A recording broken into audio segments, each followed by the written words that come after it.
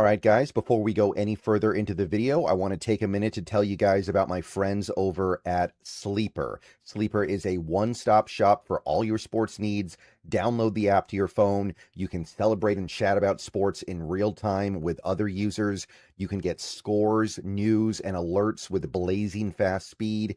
And you can play in daily fantasy leagues and win real money on picks contests. So enjoy sports together. Download Sleeper today, and don't forget to use my promo code SBN for up to $100 match on your first deposit. Plus, they currently have a free $20 entry, no deposit required, just make an account. Terms and conditions do apply. See Sleeper's terms of use for details. Currently operational in over 25 states and growing. So check out Sleeper and have fun with sports this year. Hello. How's it going, everybody? Good afternoon. And things are different now. Me and Brandon have been doing this show for 5 NFL seasons now. And for the first time, we are doing it as Super Bowl champions. So it feels different. Everything is different now. The team has done things that we have not seen them do in over a decade. The team has met and surpassed every reasonable expectation you could have. And we're here now, and we got to talk about it. But I mean, just understand that they've done it. They have officially, finally done it. And there's nothing anybody can take away from there. There's nothing anybody else can say. They're champions. So I'm Brendan. That is Brandon. How you doing today, Brandon? Brother, I'm still on cloud nine a week later. And how nice as you said at the front of this, just that we've been doing this for 5 years and building up to this game, not just for the length of time and that we've done, but we've been kind of through this 5 years of this build process to get here. For while they are a young team and while this was completely out of left field in so many ways for so many to get to this high rung this early, it was still one that we got to see as it went through its step-by-step process to getting it. And it's not an overnight success. It's one that was started back a few years ago. And it's been just so much fun to be able to cover this with you and understand as we try to do the analysis and we try to learn our process and get better at looking at the team and what we're seeing, that a lot of things that we got to talk about and think that we were seeing as being true and should carry forward did happen to carry forward kind of in full in a lot of ways, and just makes it feel all the better. But how you doing, champ? It's hard to do much better, right? This is what you fight for, right? This is why you invest part of your life into rooting for a team, right? For moments like this. And a lot of the time it feels like being a fan of a team isn't worth it because these moments are so rare. But then you get to that moment and you realize, no, it's worth it. It is worth it. You know, you're not going to experience it every time. You know, you're not going to even experience it most of the time. But we are here, and we can safely say that what we are going through right now makes the last decade plus worth it.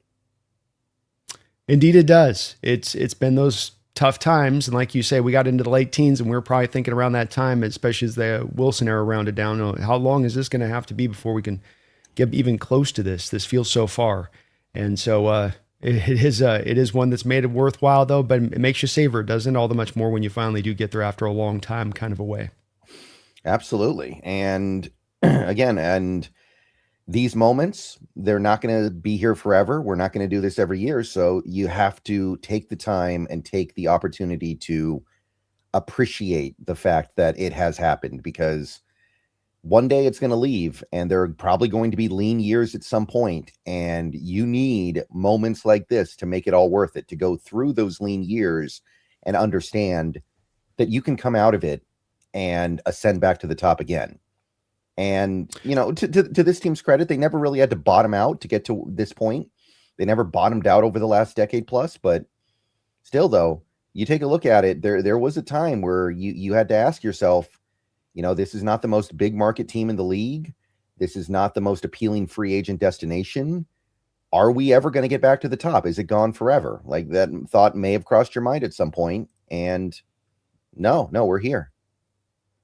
Yeah, you didn't know with Jody what she was going to do after taking over with Paul. You know, was she really in? Was she out? Portland Trailblazer fans were telling you it's horrible. You know, she doesn't want to really own a team. So you're like, oh my gosh, you know, it does. Like, we're have to wait to the next owner, and then we're going to probably have to reset the stack again. And No, not at all. And testament to the front office, the ownership, the players themselves.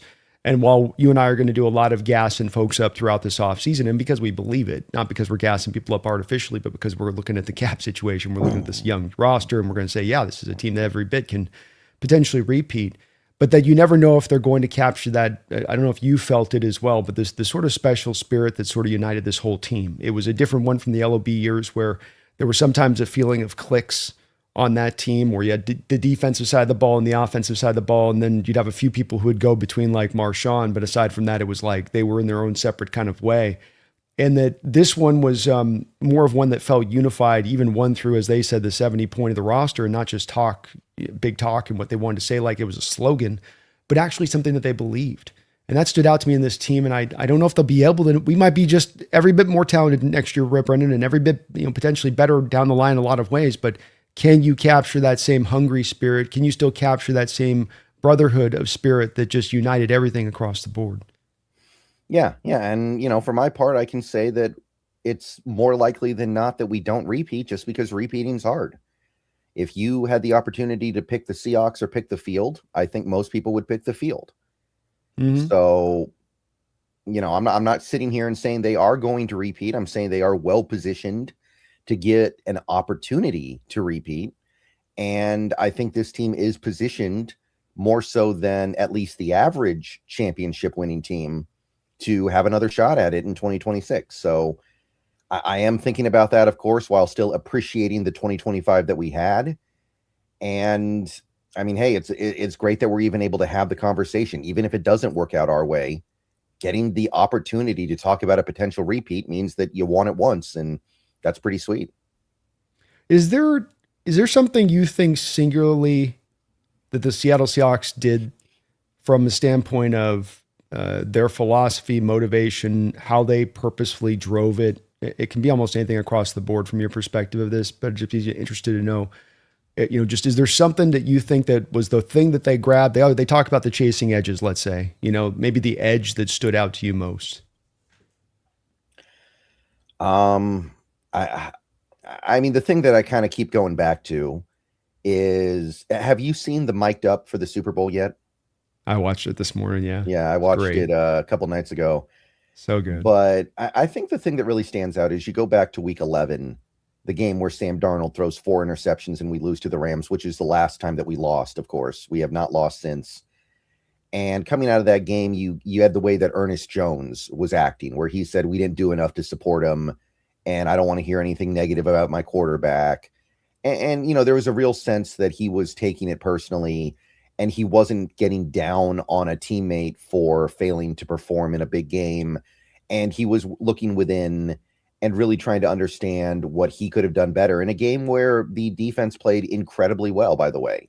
The defense was remarkable in that game, and he's still looking within, still trying to figure out what could I have done that was better? What could I have done that would have made things, what could I have done to take this over the top to win despite the 4 interceptions by the quarterback? And then you look at the mic'd up from the Patriots side of it. There was that one point near the end of the game where you had Milton Williams and Christian Barmore talking to each other near the end when the game was over. And the thing that Milton Williams keeps saying over and over again is, it's not our fault. He says it like 6-7 times in a row. It's really weird too, because look, I know those guys played a good game, but we ran the ball for like 160 yards on them. So you can't tell me you did everything right. But I look at something like that, and it does kind of highlight to me the difference here. That does, to me, kind of, there's this strong contrast of, you got on one side a team that is always thinking about what they individually can do more. Even if they did great, they're always thinking about, could I have taken it to the next level? Could I have lifted things up even more than I did? And then on the other side, you have the defensive tackles on the Patriots just thinking about how, well, we just lost the Super Bowl, but I didn't do anything wrong. I go back to something like that right now, I think, because that stood out to me watching that mic'd up compared to what we had with our team. Yeah, I think you're touching on some of these elements exactly along the lines of what I'm feeling from them in this, and that's very unusual. As you do think back to even the LOB days and some of that, They definitely would go head to head on stuff, and I think that was really what of course eventually sunk them a little bit with some of the ego or credit or some of that stuff that started par up. I think that you touch on though with Ernest and what you feel from this team too is that there doesn't seem to be as much that sense of guys looking for I'm the best, or I'm the part of the reason for this, or that there's some of that coming. I'm not saying that was like a huge problem in the prior, but that it was there a little bit. I don't know if I feel it as much on this one. It just feels like guys, again, I know they're saying the right thing, but don't you also feel like it's a lot of what they say? And Ernst says, F you. We've heard Terrell Owens, that's my quarterback, do these kind of moments where it's obviously theatrical. And this doesn't feel theatrical at any time from them. Even on those sideline moments, you feel them mic'd up like you talked about, where, dude, it just feels like honest, true energy coming from them, and that they've really forged this. And it may help to really sustain them, not to look too far ahead too fast with this. Is this really about point about why you won this game, why you got this team to where you did this season? But it stood out. Yeah, and other than the stuff about defending his quarterback, when do you ever hear Ernest Jones say much of anything? He's not some loud, demonstrative Terrell Owens kind of guy. Like, T.O. is obsessed with attention at all times. So when he does something like that, it feels fake because we know he loves attention. I don't think Ernest Jones loves attention. No, I got the impression this was a thing where he did it in the moment as much as what you want leaders to do, because leaders say things at the right moments, right? They'll say the right thing, but it's also to pick the right moment when you need to say it, when you know it's going to have a resonating effect in the way that I'm sure that he was hoping it would, and the way that Sam multiple times over said that it did. Because you have in Sam a guy that we all know, coming in, that people are just battering this guy left and right, coming into this season still, off that playoff performance against the Rams last year. He has a great start, has a couple of those interceptions lead up to that 4-interception game. He can sense the wolves are at his feet. Those people that have those takes of him of being that, see, what I told you, same old Sammy, same old Sam. And so there's like a mob of guys, to use our own term, like at his feet like that, just ready to pounce on him the second he has this kind of performance like that Ram. And he knows that. And so him coming out that moment, it's not artificial. It's also like this team, everything they seem to do was with purpose. I'm doing this to do this true, and I have a purpose to this. And it's not fake. It isn't, I'm just saying it to say it. I'm going to show you I believe it. And you mentioned that sideline moment you just referenced a second ago from within this game where Jones is on that sideline, not even talking to Sam the moment, just talking to himself, just looking at the scoreboard, just still that same spirit coming out of him of, you got it, Sammy. Come on. You take him down now, 1-4. Take him down 1-4. Mm-hmm. Right. And it does feel like the whole team's pretty much on the same page. Maybe you could make an argument that Woolen's kind of on his own planet sometimes. Maybe he's kind of just on an island there. But, you can have one bozo. You just can't have two, because then they start hanging out and then they bounce off each other. And I feel like as long as you have just the one, it's okay. And Woolen's probably not going to be here next year anyway at this point. I seriously doubt it. I think we all know where that's going. And other than that, like, the team seems pretty stable. Like, well, what about this team stands out to you as something that is volatile or combustive or something that can go wrong in the next in the next year or two? I really can't see it. It is the ego thing, and studying up on this. I went back and looked at, I remember watching a documentary after the LOB stuff, and when we were in 16 and 17, and it was a 85 Bears documentary, and kind of the same thing. These teams that sometimes can win young and win early can't lose that spirit. And we start to backtrack. Well, why do they? What is it upends? Is it the free agents? You just lose too many free agents? Is you lose too many coaches? It's kind of not that. Yeah, that's a part that comes into effect, but what it really comes down to is somehow the ego comes in and upended. The 85 Bears, everybody started jumping forward. I want credit. Why don't I get a commercial? Why does he get a commercial and I don't get a commercial? And it was all through the whole squad, and it kept them then from getting back there. I don't know if you had a chance to ever watch the Cowboys documentary that came out this last year, but Jerry Jones just couldn't help himself. He just couldn't help himself. He couldn't sit on, I'm successful, this is going great.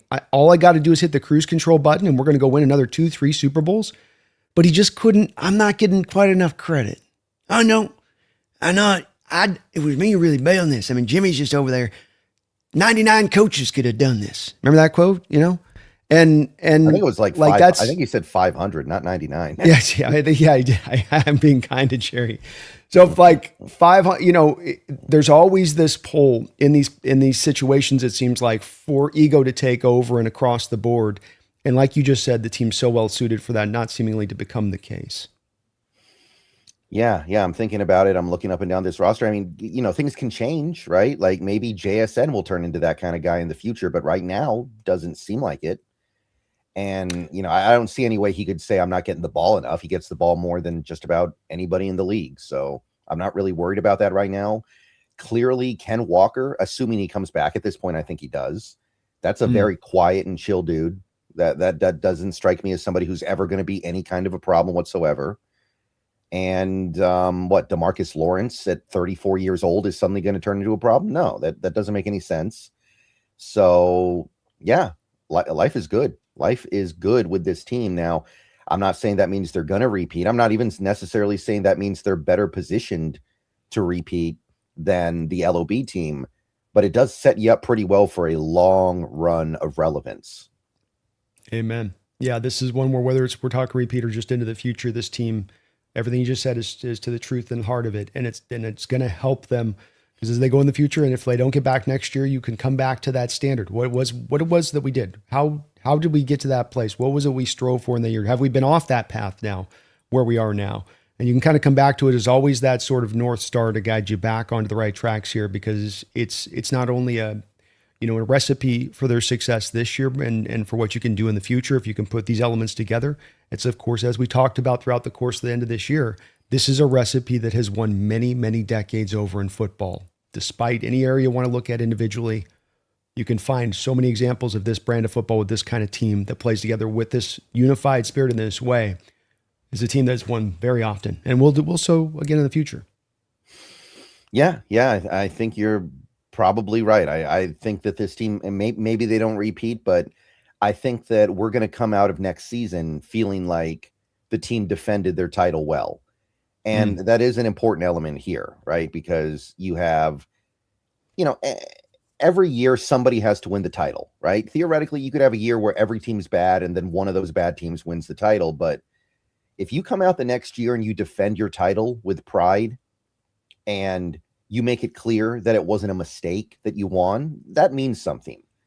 Like the 2014 team didn't repeat, but there was no doubt that they defended the title very well. And they made it clear 2013 was not a fluke. So if they go out there and do that in 2026, I'm going to be good. I'm going to be good with that. I'm going to be happy with that. To your point on that, you have the teams that win Super Bowls and then people literally forget about them 5 minutes after they win it. No one's ever going to forget the LOB. That's never gonna fade into Peyton Manning winning his last Super Bowl with the Broncos. When like it wasn't the no fly. What was it? No fly zone? Was it that really going back to your point, going to back even if you couldn't win it, and the fact you had your whole secondary just destroyed in that game is a decent reason as to why that happened. But that you did, that stamped them in. And likewise, to your point, whether this was a nondescript Super Bowl for many nationally out there or not, you getting the Super Bowl and going back and doing it again would absolutely stamp this team in from a historical perspective as well.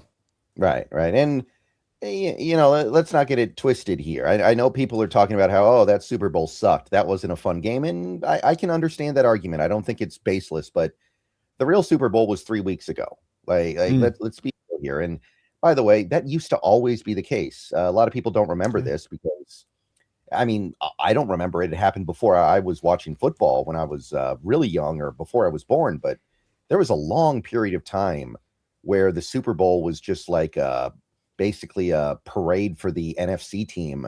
And the AFC team was just there to get flattened. Like the 85 Bears, that 96 Packers team. All those years, the Bills went to the Super Bowl to get demolished. The Broncos would go to the Super Bowl a bunch with Elway and just get drilled. Like Dallas, that's the way Washington. That's the way it used to be. Like people, I feel like kind of forgotten about that because obviously it's kind of equalized over the last couple decades. But this was just another one of those years where the real Super Bowl was the NFC Championship game, and that was a great game. So. Yeah, the AFC has a lot of talent, but it collapsed this year for not for crazy reasons. Some of it was just Chiefs were going to run into this kind of year eventually, and you could see them start to run out of gas by the end of last year. The Ravens, likewise, Lamar and all of his running arounds kind of caught up to him, a little bit. Bills never got their defense quite taken care of. There's all these like individual reasons for what happened with the Titans falling, and then even those up and coming rising teams like Daniel Jones and the Colts having something horrific happen that keeps them from going to where they need to go. And that I thought it was a wonderful Super Bowl myself. I enjoyed every single second of it. I don't need an exciting Super Bowl. I'll take another beat down, because again, the beat down just solidifies as much as anything. People love a great game, but this will solidify your greatness as well. And I think this team was truly great this year. Yeah, I would agree with that. I wanted a blowout too. I didn't want a close game. I want them to win by as much as they can. I want the game to be as unengaging as possible, because I want it to be a statement about how dominant this team is. So I'm good with that. I just understand why objective fans that are not necessarily fans of either team, or people that are objective observers, might say that was not a great Super Bowl. It wasn't. But for me, it did affirm. I mean, the reason why it wasn't a great Super Bowl is because New England was not on our level. Let's be clear about that. They did not cross the 40-yard line until the fourth quarter. Yeah. They had the easiest schedule. We went through it many different times, and this is where people don't like it. They try to deny it. Patriot fans, of course, got pissy with both. I'm sure got into your chat and was pissy with you too about it. It's like, look, it's great you guys took advantage, and you took great, we took advantage even in the Super Bowl. It's not a bad thing against you that you got this, but you got on the back of the benefit of being able to have the easiest Super Bowl path that we've seen for any team coming out of the AFC in quite a long period of time, if maybe ever. And that's when you run up against a buzzsaw. One truth's going to bear out and play out when it all breaks down on that, and we saw that last Sunday. Yeah. And you again, I go back to the mic'd up here. Vrabel's got nothing. Vrabel had nothing that whole game. All he did, he was like one of those dolls with the pull string that you pull, and then he spits out some platitude every time you pull it. It was like, keep your head up. We knew it was going to be a fight. Over and over. Head up. He was up to chest too. Head up, chest up. Head up, chest up, boys. Chest up, head up. Head up, chest up, boys. Boys, chest up, head up. Up and down the line of them. Like, he knows they're going to get it's going to, like, he kind of knows that in order for the Patriots to win that game, Darnold's just going to have to lose his mind and throw like 3 pick sixes. That's what it takes. Well, didn't you get that impression? Because some people are bashing it and they're like, man, look at the difference between these coaches. And like, Vrabel is a great coach, but I think that you just touched on it. Maybe you disagree. I think he knew very well what he was walking up against. He's a very smart very smart football mind. I mean, he's just as in-depth as you can get on this stuff. And he knows what this matchup, he knows that he's early here. He knows the level of talent he's going up against on that defense and how young his quarterback is and how smart Mike is. I don't think he had any compunction about not. And like you said, it didn't mean that he gave up or he's rolling over and showing his belly. It just meant the fact that, you could feel from his body energy that, his brain wasn't lying to him, and he could see it in clear Technicolor out there on the field, what was, true to what he was probably thinking of for a 2-week period leading up to this game. Yeah. And at the end of the day, look, Vrabel is a CEO style coach. He's not going to be the guy proposing adjustments and schematic changes and things. I get that. But it's really hard to listen to Vrabel on that mic'd up and then contrast that with what you're seeing and hearing from McDonald and feel like Coach of the Year was awarded properly this season. Like, it's just hard. Yeah, to your point, I got asked to vote on this online deal for Coach of the Year. That's like this new thing they're doing this year. And I was, for a while there, with Shanahan even ahead of Vrabel, because again, the schedule thing to me was a factor within all this. And it's great the work you did on that schedule, but you didn't have the pathway, whereas a guy like Shanahan did. But I came down to the end of it, and this was at the point I got a chance to be pretty deep in the season with McDonald. And I just said, I got to go with McDonald here. The job you've done with the third youngest roster, the Niners the Niner fans toss this excuse all the time at me. Well, we got $100 million of dead money, we had to eat $100 million dead money and then the injuries, which is true. It's not a fallacy. It's a fact, but I get that. But then we did it also with the third youngest roster and $80 million of dead money on our books, Brendan.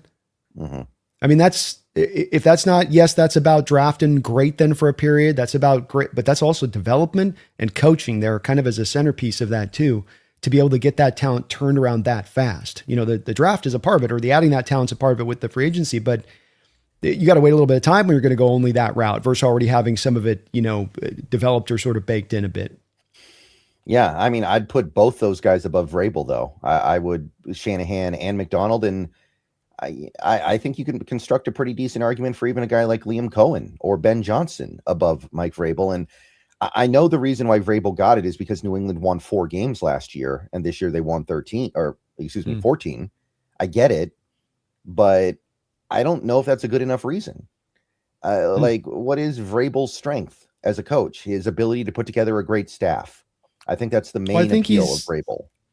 I think he knows defense pretty well. I mean, that's the part where that stands out to me, is that this is not a great Patriot defense he inherited. And the Titans, he put together really good defenses there as well, and got those guys oftentimes playing above their talent, because their front office didn't exactly, if you think about it, Harold Landry, you know, Jeffrey Simmons was the best player. Had maybe Kevin Byard for a while, but like, he is a very good defensive. He's not as, I don't think he's as smart as Mike. I don't think he's a fan. I think you're still right about the fact that there's definitely an edge in this game from Mike, but that's more about the brilliance to me of Mike than less about Vrabel falling short. It's just, this is why when you interviewed both of them from a John Schneider perspective a couple of years ago, you went with Mike you went with, you know, McDonald instead of Vrabel, because that was probably something that was standing out to Schneider as well. As like, this guy's pretty smart, but this guy's like a freaking genius. Yeah. And I think that I think we're all pretty happy with that. I think that Vrabel, maybe he would have put together a better staff initially. Maybe he wouldn't have hired Ryan Grubb. But in the long run, I think it's worked out really well. And I would not trade McDonald for anybody right now. And that's no knock to, you know, a guy like Ben Johnson, who's doing a great job. That's no knock to some other guys we could have hired during that cycle. But I'm very happy with the way things have worked out. He interconnects all 3 phases of the game in a way that he makes it look easy, but that's very hard to do, isn't it, Brendan? Every coach talks about it. It's the vision of everyone. They will all want to do it, but do you actually do it, right? Do you actually interconnect those parts in that way to where you can feel that really playing as a team, rather than, well, we need this phase to carry that phase and this phase to get by? Yeah. No one else is going to do that, I don't think. And you know, the thing about McDonald is we know that he's going to continually evolve. And one thing that a lot of people said coming out of the Super Bowl on Sunday was he had blitzes in that game that he had not shown all year. He did things in that game that he had not shown through 19 games before it. And we didn't blitz a lot in that game, but every time we blitzed, it felt like it worked. Like, I think our blitz rate was 13%. It was very low. But every time we blitzed, it got home. Yeah, he definitely, there was also a diametrical difference between how many he ran the second half, I think, versus the first half, where he was really, I think, a little bit more willing to even get up, you know, probably in that 35% range in that first half. I can't say for sure. Maybe it might have been a little bit lower than that, but still above. Because they got a little conservative, of course, the back half of the game. We got the lead. You don't need to, you know, send as much at the blitz. But Brendan, I think that Mike talked about this in 710 about 5 weeks ago when he was asked about the blitzes, and he's like, I'd really planned coming into this year to run a lot more stuff. And I think Witherspoon was going to be one of the centerpieces of that, quite frankly, where, you know, he was going to be one of the guys they were going to use heavily in that way, especially on those corner blitzes from like condensed splits, you know, where it's like, that's sometimes an auto blitz as we've seen. And that's just and I think he's been sitting in this with this, like, you know, burning a hole in this wallet kind of, you know, I know he can do this, and we haven't had to call on it because I can trust the front 4, but man, I got 2 weeks to prepare and get all of the little details of this play perfect, right? Get all of the spacing perfect. And every guy knows that when I call this, it's going to be just run to the T. And he finally brought it out, but I think he's been sitting in this with his bag since training camp. Right. And to me, that is the main argument that you can make for this team being better equipped to repeat than the LOB team. You have a coach that is going to keep changing the way he does things and evolving just because he knows it's what you have to do. Because, you know, Pete Carroll kept things relatively simple on his defense for most of his time here. He didn't really adjust things that much. And eventually other teams caught up. And, you know, a lot of people talk about how Sean McVay was the guy that solved the Pete Carroll defense. But even going back to 2014, teams were starting to kind of sort of figure it out. You know, everyone, well, I don't know. I don't want to say everyone, but a lot of people remember the Phillip Rivers game in week 2 of 2014, where you started to kind of see how to attack this Seattle defense with the LOB. And as time went on, more and more teams, I think, started to kind of figure that out. Yeah, it was just as it was really as offenses were starting to advance pre and post snap motion and flood zone concepts and all of the things that they're building into basically it was an offense in a lot of ways created to how to sort of beat the old LOB defense and the cover three, especially within that. And so, things had to modernize a little bit, things always catch up. But I think that's also the cool part about Mike is he's not married to a scheme necessarily. He's more married to being willing to manipulate week in and week out his defense around what he needs to do, including, I think, look, you went to a lot of front four this year and didn't blitz a lot. I think that was just as much because he had so much strength on the front four to get home. He had the dogs up there. He had the depth of dogs up there to get home and get home consistently. So he just didn't feel like he had to do it.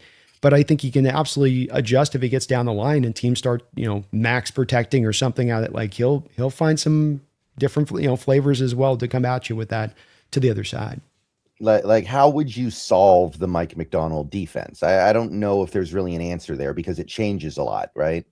Yeah. Like if you were to ask, how do you solve the Pete Carroll defense? There are some relatively clear answers there, I think.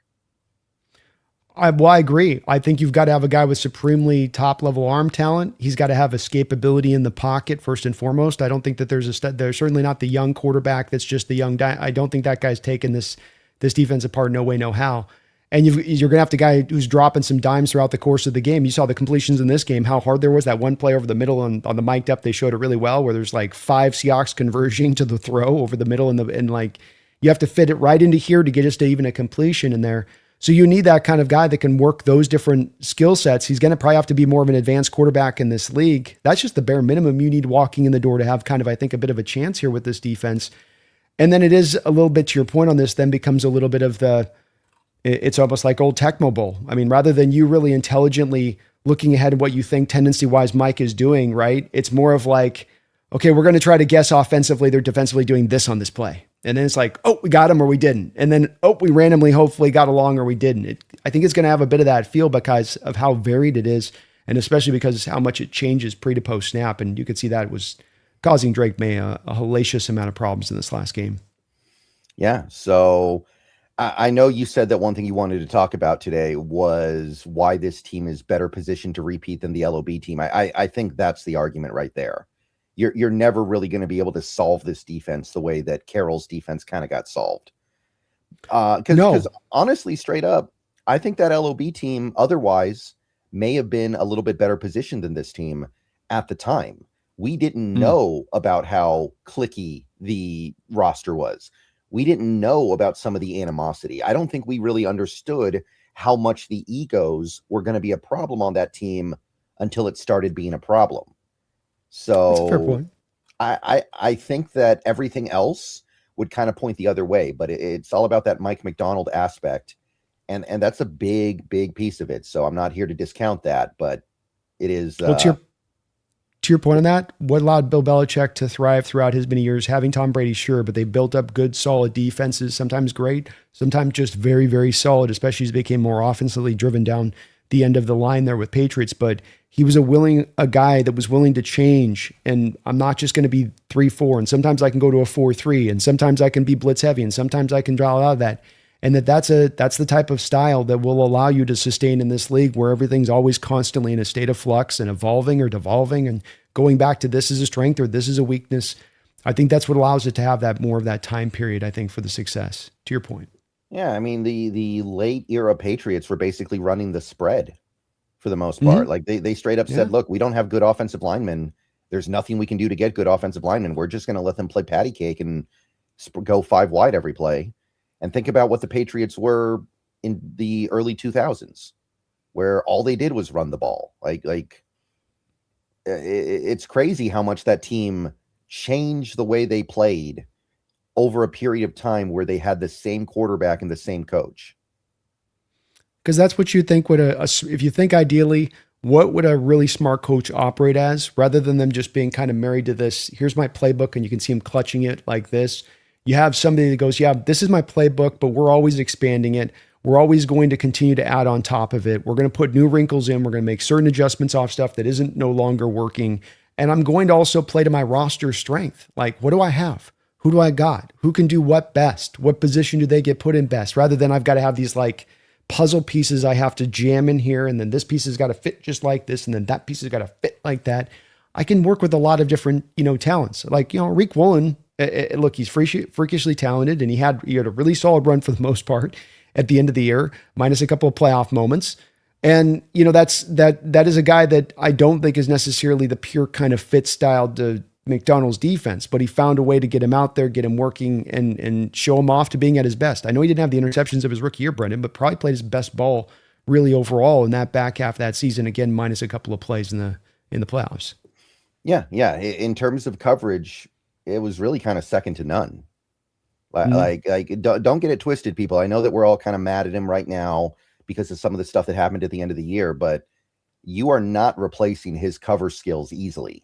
You're probably just not. Now, I still think we have to move on, but don't get it twisted. Woolen was a huge part of what this team did this season.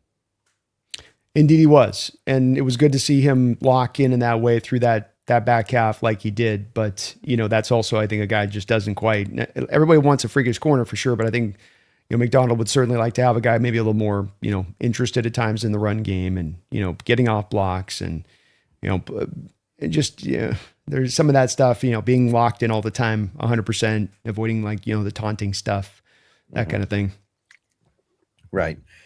So we do have a little bit of news during this stream. Ooh. So kind of... Yeah, let's go ahead and break it. So earlier today, and you probably heard about this one, but Daniel Stern, did you hear about that one? I did, yes. All right, so he is... I loved him in Home Alone. Oh boy, I just realized, wow. And he was just like, wasn't he in jail or something too? Yeah, I think he was doing some naughty stuff. He did some naughty stuff, I think. Yeah. Oh boy. Okay, so we got him as a pass game strategist or coordinator, some title, I don't know.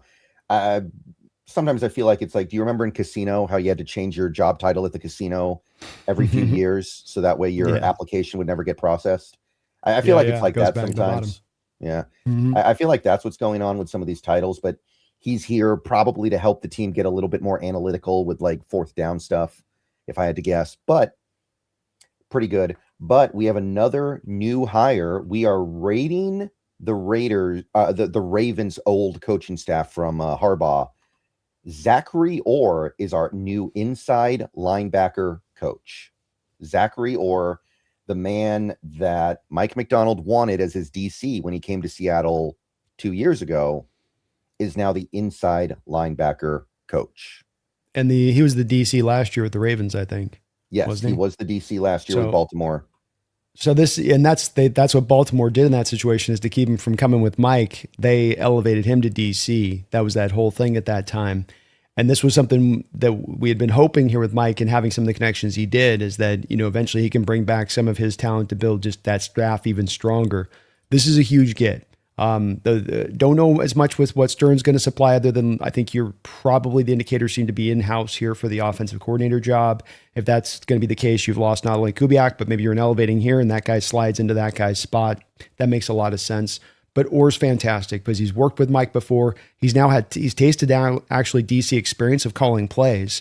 And now you get an extra, just more brain power added on into the mix here to help this thing out. And I think those guys got some great chemistry based on what we heard about their relationship and how they work together. Yeah, and I wouldn't say he did a great job in Baltimore as the play caller. Most Ravens fans seem to want to run him out of town by the end. So this might be kind of the role that he's destined to have, either a positional coach or a DC that doesn't call plays. So maybe this is kind of where he caps out as a coach, and that means you don't have to worry about losing him, which is kind of nice. Yeah, I mean, like, my standpoint too is a little bit of this is that I thought through a lot of this year, think about it with this Ravens defense just really quickly. I mean, like, we come back to, I know they've been good, historically, but I think Travis Jones was out a lot of the year. Nnamdi Madubuike was out from week 2 or 3. He was out of that defense. He basically missed the whole season. Right. So then you've got Teddy Buchanan, who's having to play as a rookie for them out of California because Trent Simpson never really developed well enough to fill in for the guy that they lost to Pittsburgh Steelers in free agency a couple of years ago. Queen. Yeah. Queen. I know Kyle Hamilton was injured for a couple of games this year as well on that side of it. It's just, I mean, they had Draymond Jones starting. David Ajabu, the Michigan kid, never seems to have come back from that Achilles thing that he had on the pro day. And so I would look at that defense too and say, like, yeah, he didn't do a great job, but that also was a defense that was not at its strongest as it was even a couple of years ago under McDonald, as far as from a, talent, health standpoint, take both of them. And he may be just like you just said, maybe better as a positional coach than actually as a DC. Yeah, or a DC that doesn't call plays. Maybe he's a guy who you want to have there we go. For the midweek game planning. Because that's really what you do if you're a DC under McDonald. You're helping with the midweek game plan. Or you're seeing something in game. Like Mike can regard, like he knows you, he trusts your eyes on seeing something like this and then getting that info to him as he makes the call. Like, hey, they're running the stack formation with the drag over and over, just blitz the guy off and cover the drag on the other side, some weird thing like that. Yeah. You could also see him kind of maybe a guy to kind of catch that stuff too. Right. And if Aiden Dirty becomes a head coach next year, or is probably just going to bump up to that DC job. So it's worth thinking about. It is indeed. Yeah. No, that's it's definitely nice having that brought in here and adding a little bit. Lord knows we're going to have plenty taken out. So more injected in would be nice here as well. Yeah. Maybe not as much as we thought. Carl Scott has announced that he intends to stay. So looks like we're keeping him. And McDonald said earlier today that the expectation is every coach that is under contract is going to stay at this point. Now, that doesn't mean they all will, but at the same time, I mean, who's left that's definitely going to get an outside job? At this point, I don't know. Did Carl look at that Arizona job and he's just like... Yeah, they're keeping the old guy from under Gannon, which is really weird to me. I feel like when you're firing the head coach, you should just refresh the entire staff if you can. It's a choice. You know what I mean? Like, okay, your new head coach comes in, he doesn't get a pick as defensive coordinator. That's it's kind of like the Cardinals having a head coach come in, he doesn't get to pick his quarterback. You're going to work with this guy. Okay. Yeah. I actually like it. I like the head coach the Cardinals hired too. I actually think that's a good hire for them, but they're already messing it up maybe. Maybe so. And I don't mind either. I mean, it's as good as what they were going to be able to grab out there. Let's face it, they're not getting some grade A hire. They're not going to get a Harbaugh to go there. Either one. Right. One other note from this morning. You probably saw this before the stream started because I saw this before we started, but the Raiders were trying to interview Justin Outen for their run game coordinator job, and we told Clint Kubiak to F off. Mm-hmm. So we blocked it, and presumably, now I don't want to guarantee anything. There's no way I can, but that may indicate that we're planning on making Outen the offensive coordinator. Or I think it's the Daniel Stern thing could indicate that Jake Peetz is going to get it because now we have a new passing game coordinator. Yeah, it's hard to say on that. Like you say, I mean, the contractual thing was something Mike McDonald talked about last week on 710 when he was asked about it. It's like, well, who's under contract? It's like, I'm not just letting him just take whatever he's going to come up with a buffet and be like, I want that one. I want this one. I'm going to take this one. And so it does seem like they're going to hold him a little bit to that. I do think that you're right about, though, that I think this is more of an indicator that Outen is the guy. That was also a guy that they didn't have made available for the only coach that they didn't have made available for the media sessions during the Super Bowl. So there was something as well. I think there's some breadcrumbs on this leading us down the trail in a given direction. And if he is elevated, that makes even as much more sense too. You're having, I know he's on a run game coordinator, but you can kind of parse probably the rollout, or you can have one guy transition to Outen's role and then they jump into his role, Pete's role. So it can get a little bit of intermixture going on there. They're titles, right? But these guys are all really, doing, I think, a lot of outside the positional coaches, of course, at this kind of level of it. They're doing, some similar stuff and how they're working around each other. So I think it does indicate that. It may also mean, though, that Andrew Janoku might be the guy then going to the Raiders because Seattle, I don't know if they would block him as much from preventing him from an OC job if he doesn't get it here. Yeah. Can you block when it's a promotion? I feel like in that circumstance, you shouldn't be able to block. I don't know if you can. I'm a little hazy on the rules on this one, but I want to say not as well. That it's one that does not allow you to do that. So, Mm-hmm. it would seem to, yeah, I would think that's the case there. But again, they're under contract thing too. Is we'll see how they pull this with us a little bit. And they did allow him to take already. They were trying to interview our receivers coach there, so Coobs is trying to kind of dip his toes into the water. Yeah. And I'm fine if he takes Frisman. I'm fine if he takes Janako. I'm cool with that. Just stay away from Shaheed, please. I need that guy back for 2026. Stay away from Shaheed. We'll see, man. He's been traveling with Coobs the last two spots, and Shaheed was really solid for us. He was great for us as a returner, certainly, and he was solid for us as a receiver. But does the decision come down to a Cooper Kupp or a Shaheed at this point? With Torrey Horton already on the roster, how does that affect that decision? And thinking about that a little bit, maybe. I don't know. It'll be an interesting thing. I also wonder what Shaheed's going to get on the open market, because I can't tell if it's going to be down into where it probably should be, which is more closer to that 10 to 12 million mark, or if it's going to be more pushing up into the 16 to 19 million mark. Yeah, I just feel like his value to this offense and what he forces defenses to do is worth a lot. So I just want to keep that guy around. I definitely want to make it a priority, man. Don't get me wrong on that. But are you wanting to keep him around at 19 million per year? I'm hoping it doesn't get up quite that high, but I'm not really far off from where I am on him. I think it's going to be like 16, and I'm fine with that. I'm totally be costly. Mm-hmm. Yeah, I get it. I'm not necessarily adverse to it. I just don't want to necessarily see it come at the price of Kupp, because I think with Kupp, a lot of people are going to get concentrated a bit on the stats with him, and not as much of the target share of the audience of the offense going to JSN, how much you're on the ball, and as well as what he brings off the field to this team, which I think is more than worth every red nickel of his contract. Well, I saw an article yesterday. Apparently, a significant part of his contract becomes guaranteed if he's still on the team after today. Oh, so, to the best of my knowledge, if he is still on the team tomorrow morning, then we've kind of committed to him. And also implied is that he's committed to not retiring, unless he wants to, play a little bit of a game this offseason where we try to get the money back and he maybe tries to keep it or something like that. And I don't know. I don't get the sense any of these guys are retiring. I know we talked about it before the Super Bowl that a lot of these guys may retire if we win. I'm not getting the sense that anybody's going to be going away. It feels like they want to try to defend the title. People felt, I don't know if you saw, it was just a lot of the way guys were talking after the game. Nicky Minwari, when he was interviewing his locker room, a couple other guys, when they were speaking about it, were sort of lamenting the fact that they weren't going to get a chance to go back to practice, and that this is over with now, and they're still really hungry to get back. They wouldn't they wouldn't mind getting back at it. Mike McDonald talked about it. Like, man, it just sucks this has to end because it's been so much fun, rather than being like it's a grind and we're almost spent and we're emotionally tapped out. We don't got anything left in the tank. That kind of feeling that you can get from teams sometimes at the end of the year. Nothing even close to it. And Leonard Williams confirmed. Well, that was a little bit of a wonder with him on that one, as if he was going to maybe think about it. And it does seem like these guys are all returning. Kupp said that they were already, I think he already said they're already behind for OTAs. I think he was jokingly saying the other day. So I think that's great. That's absolutely great. Then this is a guy you can't concentrate on the stats with him merely. And he was efficient in his stats. Look, he led you in yards in the Super Bowl, came up big. Mm-hmm. That catch in the first quarter down the line and able to reel that thing in.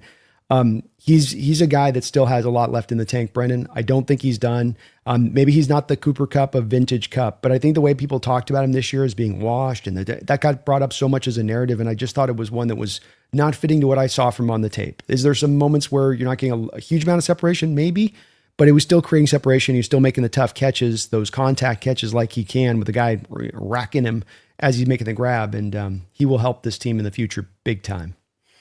Yeah, also getting a partial guarantee today is Jaron Reed. So if he is still on the team tomorrow morning, probably kind of committed to him, and he's kind of committed to us. So that's the other interesting one. There were others like DeMarcus Lawrence, Sam Darnold, Michael Dixon, but there wasn't as much of a question about those guys.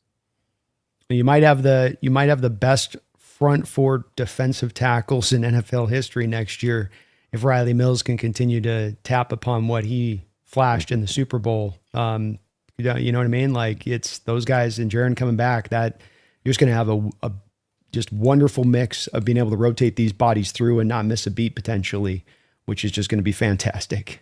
Hmm. Yeah. And, as I think about it, if I was on a team that won a championship like that, I'd want to come back and defend it. I would not just hang it up at that point. Especially with Jaron, and that Jaron has been, I thought he was revitalized this year. I think he was a really good player for you, and he came out there and he was all around good. I thought he's brought up a lot of his run defense game that's at times in the past been put in the back seat for the chance to be more of a pass rusher. And I didn't think that was the case with him. I was really impressed by how he played this year, and then just another guy that's just one of those stalwart leaders in the locker room that's just a rock and you can rely upon. Yeah, he's clearly a guy they look to for leadership stuff. So even though I think if you were just looking at on the field stuff, maybe he's overpaid, you also have a lot of money. It's not that big a deal if you're overpaying a player or two by a little bit right now. Like, I don't think Cooper Kupp is worth $17.5 million. I don't. But if you throw in some of the off the field stuff and the fact that you're trying to defend a title, I don't think it's a big deal to overpay a player by a little bit. It's like not the end of the world, especially because in 2027, you've got a painless out with Cooper Kupp, and it's kind of a no-brainer at that point. So just kick the can. It's fine. Well, that's what you touch upon that I think, and again, too, with Kupp, I think that there's a little more value that goes beyond just looking at purely his numbers and what he brings to the table, and I think as well, Brendan, I think if you had your 25th in passing attempts and then half of your passing attempts go to Jackson Smith-Njigba. Like you gotta, like, whenever you're looking at any guy on this roster, that's got to be taken into a big account, and that there's just so little of the pie left for any of those guys to get any kind of production. And so it really comes down to, okay, when they are getting production, are they doing the most with it? Do you see him dropping passes right and left, or that he's not able to make that tough catch he once could, or that he hasn't got some yak left in him that he showed off a couple different? No, quite the opposite. I think you touched on a good point as well. You're well situated with this cap this year to go out there and JSN gets his payday and Witherspoon gets paid, and you get a guy there, and you're able to really maximize this cap, the ultimate, maybe even throw a few void years down the line. And then you get into next year and you're out from under these contracts more cleaner. Whereas if you had done a Kupp right now or Jaron Reed right now, okay, you technically save money, but now we're starting the dead money game too. When we don't really have to, when we're now creating a hole voluntarily that doesn't need to be created, that you don't know if you can fill. Right. And by the way, I know I've gotten a lot of comments over the last several days that like all our cap space is going to disappear when we extend JSN and Witherspoon. No, that's not how it works.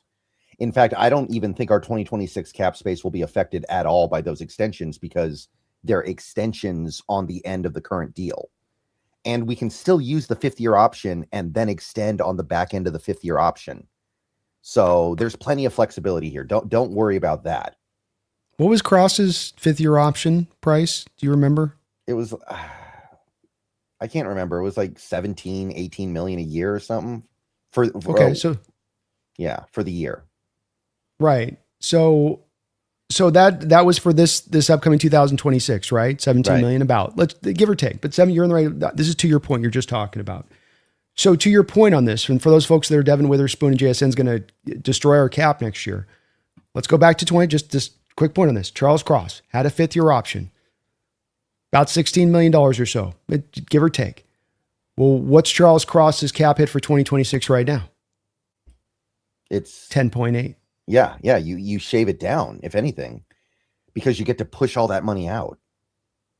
Yeah. Now it's a tiny bit different because Cross was hitting into his 5th. He was heading through that 4th year, which these guys are in their 3rd year. So there's going to be a little bit of counterbalance. But to your point on this, even with that little bit of counterbalance to them being 3 years and him being the 4th year, it still equalizes out to about even in how you can do it, because you can lower down the base down to the vet minimum, down to the bare minimum, like you did with Charles Cross. Cross is on a $1.69 million base salary for 2026. And you can do the same thing with JSN and the same thing with Witherspoon. And so then it all just becomes about the bonuses and how they hit. And you can put the guarantees down the line on that, so the player still gets his money no matter what. So and I think with guys like Witherspoon and JSN, they're not going to be as worried, Brendan. I know in the past there's been those 3-year deals. These would strike me as guys that you'll be okay with going to 4-year deals with how young and how it's lessened the risk on the whole, like, oh, they're going to be running into a Cliff Averill, Cam Chancellor situation because they won't be close to those guys' age when they have their neck injuries or something like that, akin to that you might be worried about by giving out that 4th year. Yeah. And the only thing I can think of would be that Jody doesn't want to do it because she's about to sell and she doesn't want to put all the money into escrow on massive contracts. That's the only thing I can think of. But maybe they can work something out there to where maybe I think it she gets can easier to pass that on to the next owner. I think you're right there. Number one, I think you can fully just say, look, if they're already in owner negotiations, for instance, if they're talking with somebody and they're like, all right, we got to do these contracts, right? It's a no brainer. That goes down that way. I also think coming off a Super Bowl, probably a lot easier case if she's right. You know, just sign the check, just sign them. Just, you know what I mean? Like you get an owner in that space. If there's places and times when owners get like the Niners did last year with the tightening the belt strap and being like, cut them, cut them. Cut them. You guys aren't getting a Super Bowl. I'm not spending all this money if you're going to not give me a Super Bowl, right? Like that's one end of the scale. The other end of the scale, when you actually go get that bowl, the owner's just like, yeah, just go ahead. Whatever you need to do, John, just do it. Right. Okay. So with all that being said, I know that you have been a big advocate for going outside the current staff to get the offensive coordinator. So I know all this Justin Outen, Jake Peets stuff is not necessarily your favorite, but do you have a preference of the guys on staff? Like you could throw Mac Brown in there. You could throw maybe a couple other guys that are on the staff. Like what do you want from that?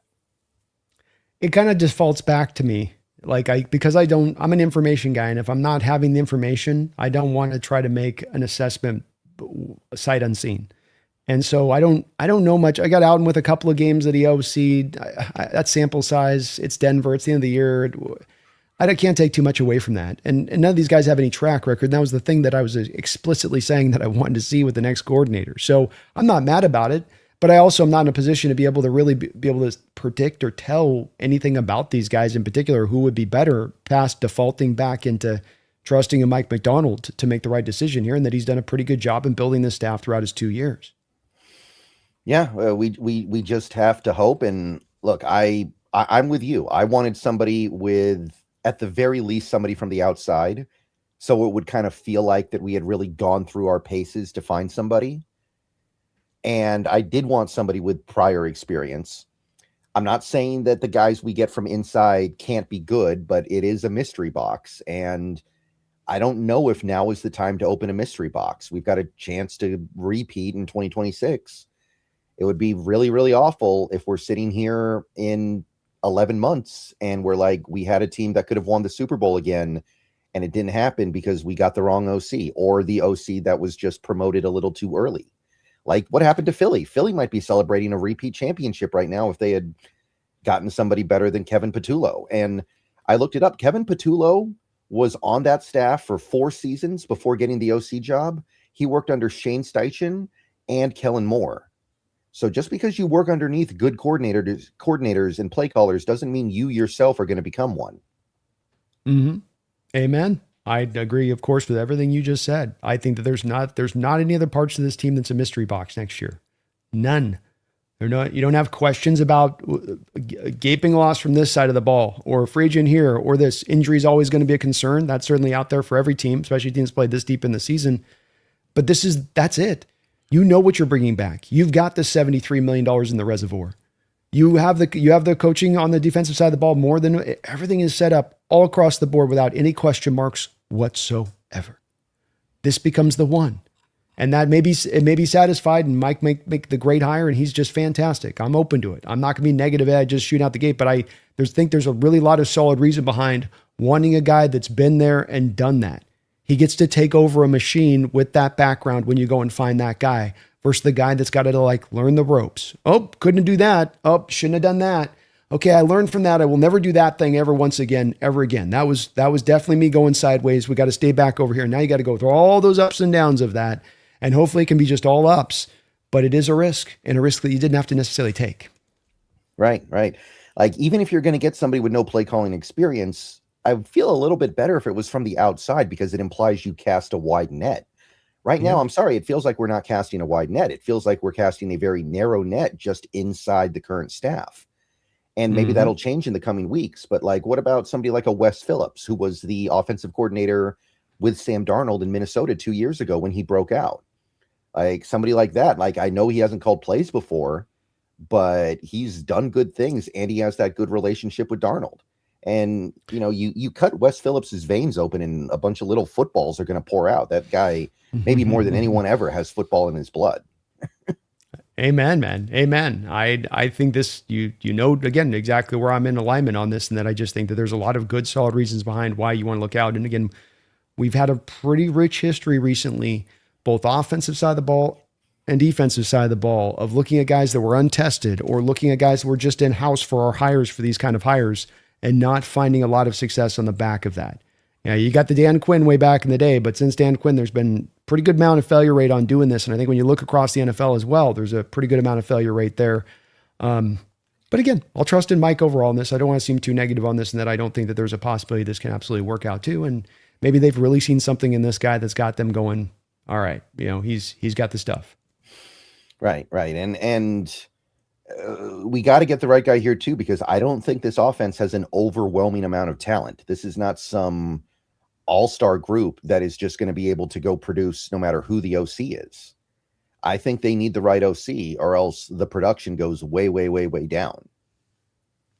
Yeah, I think I do think it's a team that should be with its talent. I mean, we might look a little bit differently on that one, because I think with you bringing out Zabel year 2 and the offensive line, all 5 starters returned, you're going to bring back all your receivers probably as long as Shaheed comes back in. Walker is going to be back in the flux, and then you get Darnold in year 2 with these guys. I mean, he's got now year 2 of him with JSN and having a whole second season of practice reps, and Kupp with the whole second season, and the way that those guys can get onto that same page that's hard to achieve in the quick. And sometimes takes a little bit long to get all of that, like, hey, those guys are like, you know, psychically on that page. They can just look over themselves and like know a route adjustment on the fly, and that guy's going to know it too as far as that goes. So I think there's a lot of just general growth you'll get from the internal house on talent and the chemistry factor of this that allows for you to have a solid floor here, Brendan.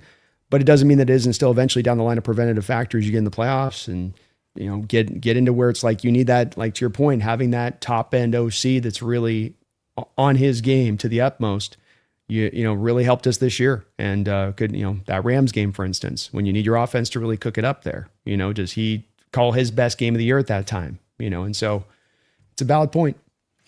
Yeah, and to me, we have a perfect example right in front of us with Philly. Philly may have repeated if they had gotten a good OC, but they promoted in-house, and it was a disaster. Yeah, it was. Absolutely. And that's, it's a big, huge nation with a lot of offensive-minded head coaches, a lot of OCs out there that have called plays. You know, you want to make sure you're trying to find the best and the brightest. That's what led you to Mike McDonald after a while. You know, you went through all those head coaches, you know, and that's, you know, OCs. We did a lot of interviewing of OCs, and both the 2 different times we tried to find those guys. So I like that process better when you really feel like you've really rattled every tree and tried to find whatever you could, the best of the best. And really had a chance to really, you know, go through a lot of guys. I like that better than this, but this, you know, I could see where they're at with it. It's late, right. You know? Yeah, it is. Like a few weeks ago, maybe we go after Mike McDaniel and everything's just free and easy. Hunky-dory. Yeah. Yeah. All right. Sean, thank you for the $4.99. Question about Reek leaving. A lot of Marlon Humphrey talk. I think his athleticism fell off a cliff this year, and his ego/pod would be a distraction. How about you? Yeah, to my knowledge, Humphrey has not been good for a little while. Maybe I'm wrong on that, but I feel like he has not been very good for some time. Yeah, I was trying to right now check out if I could where he was, where he had been at. It's not popping up for me here, but yes, he did have a bad year as far as for many. He did pick off Drake Maye, I'll say that. Mm-hmm. So there is that at least. But yes, he was 49.9, wasn't well graded this year. As far as that goes, I'm looking a little bit of where he's been at recent history wise, just to kind of see if it's been this bad throughout. I think injuries play a little bit of factor into it. Yeah, it would have to be. But he was at the parade. Very cheap.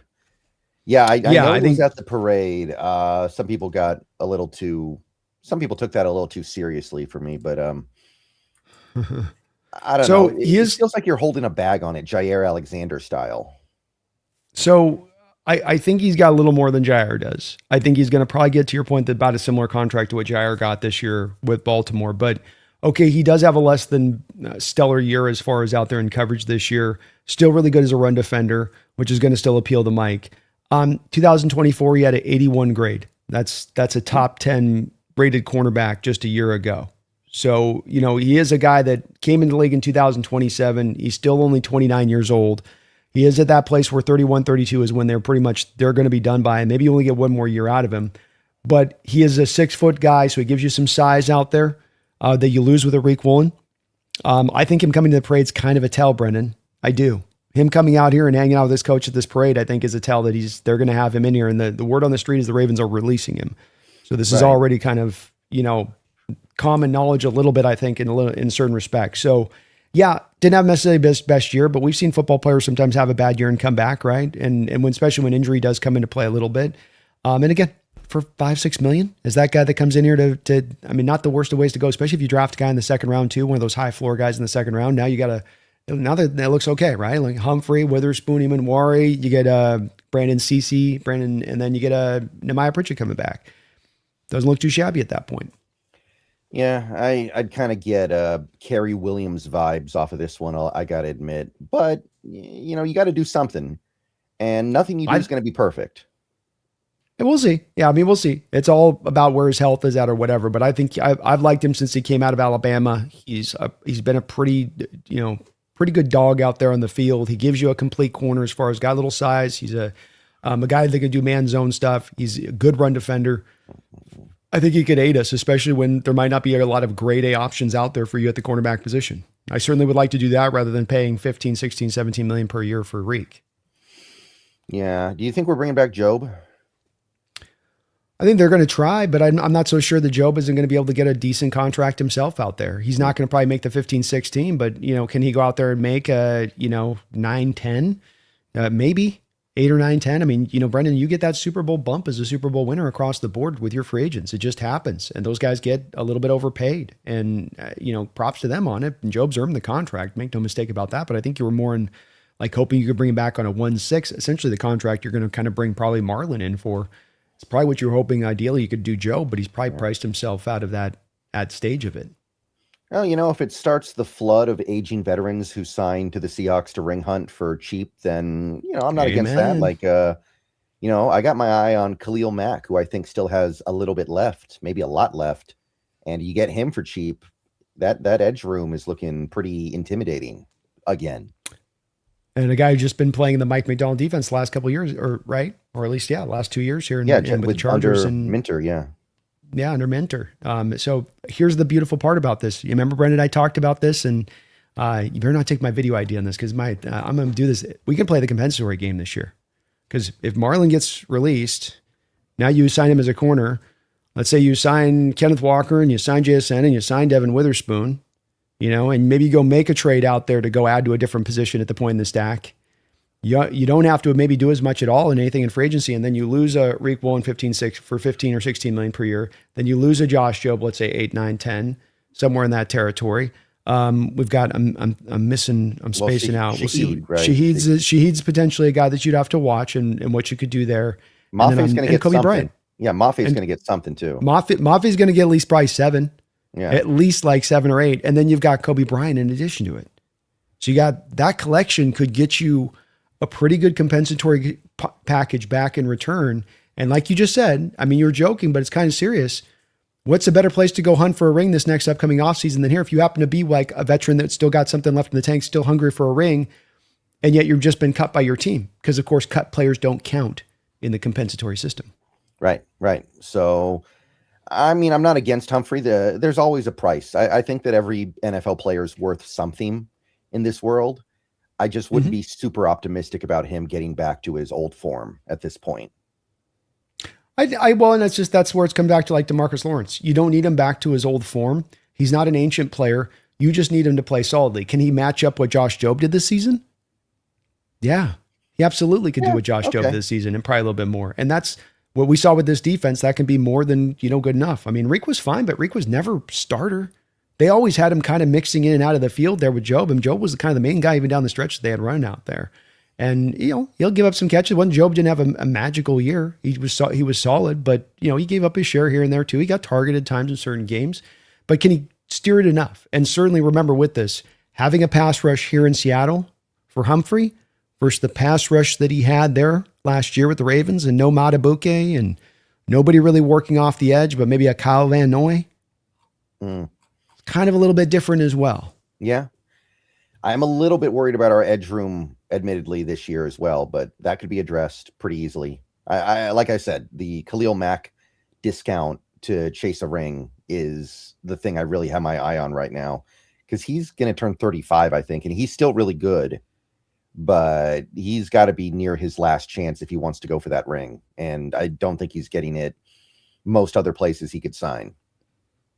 Agreed. I think that's just the kind of player you're looking at, Brandon, out there, especially with the fluidity in the system already. I would see no issue going at it. It's about getting, if we saw this year, it's about stacking up a really, really good four. Guys that can, keep you fresh. I limit down your snaps a little bit, have a couple games. Maybe we got to run a little bit more snaps because we have an injury here or there, but I'm going to keep you fresh throughout the course of the year.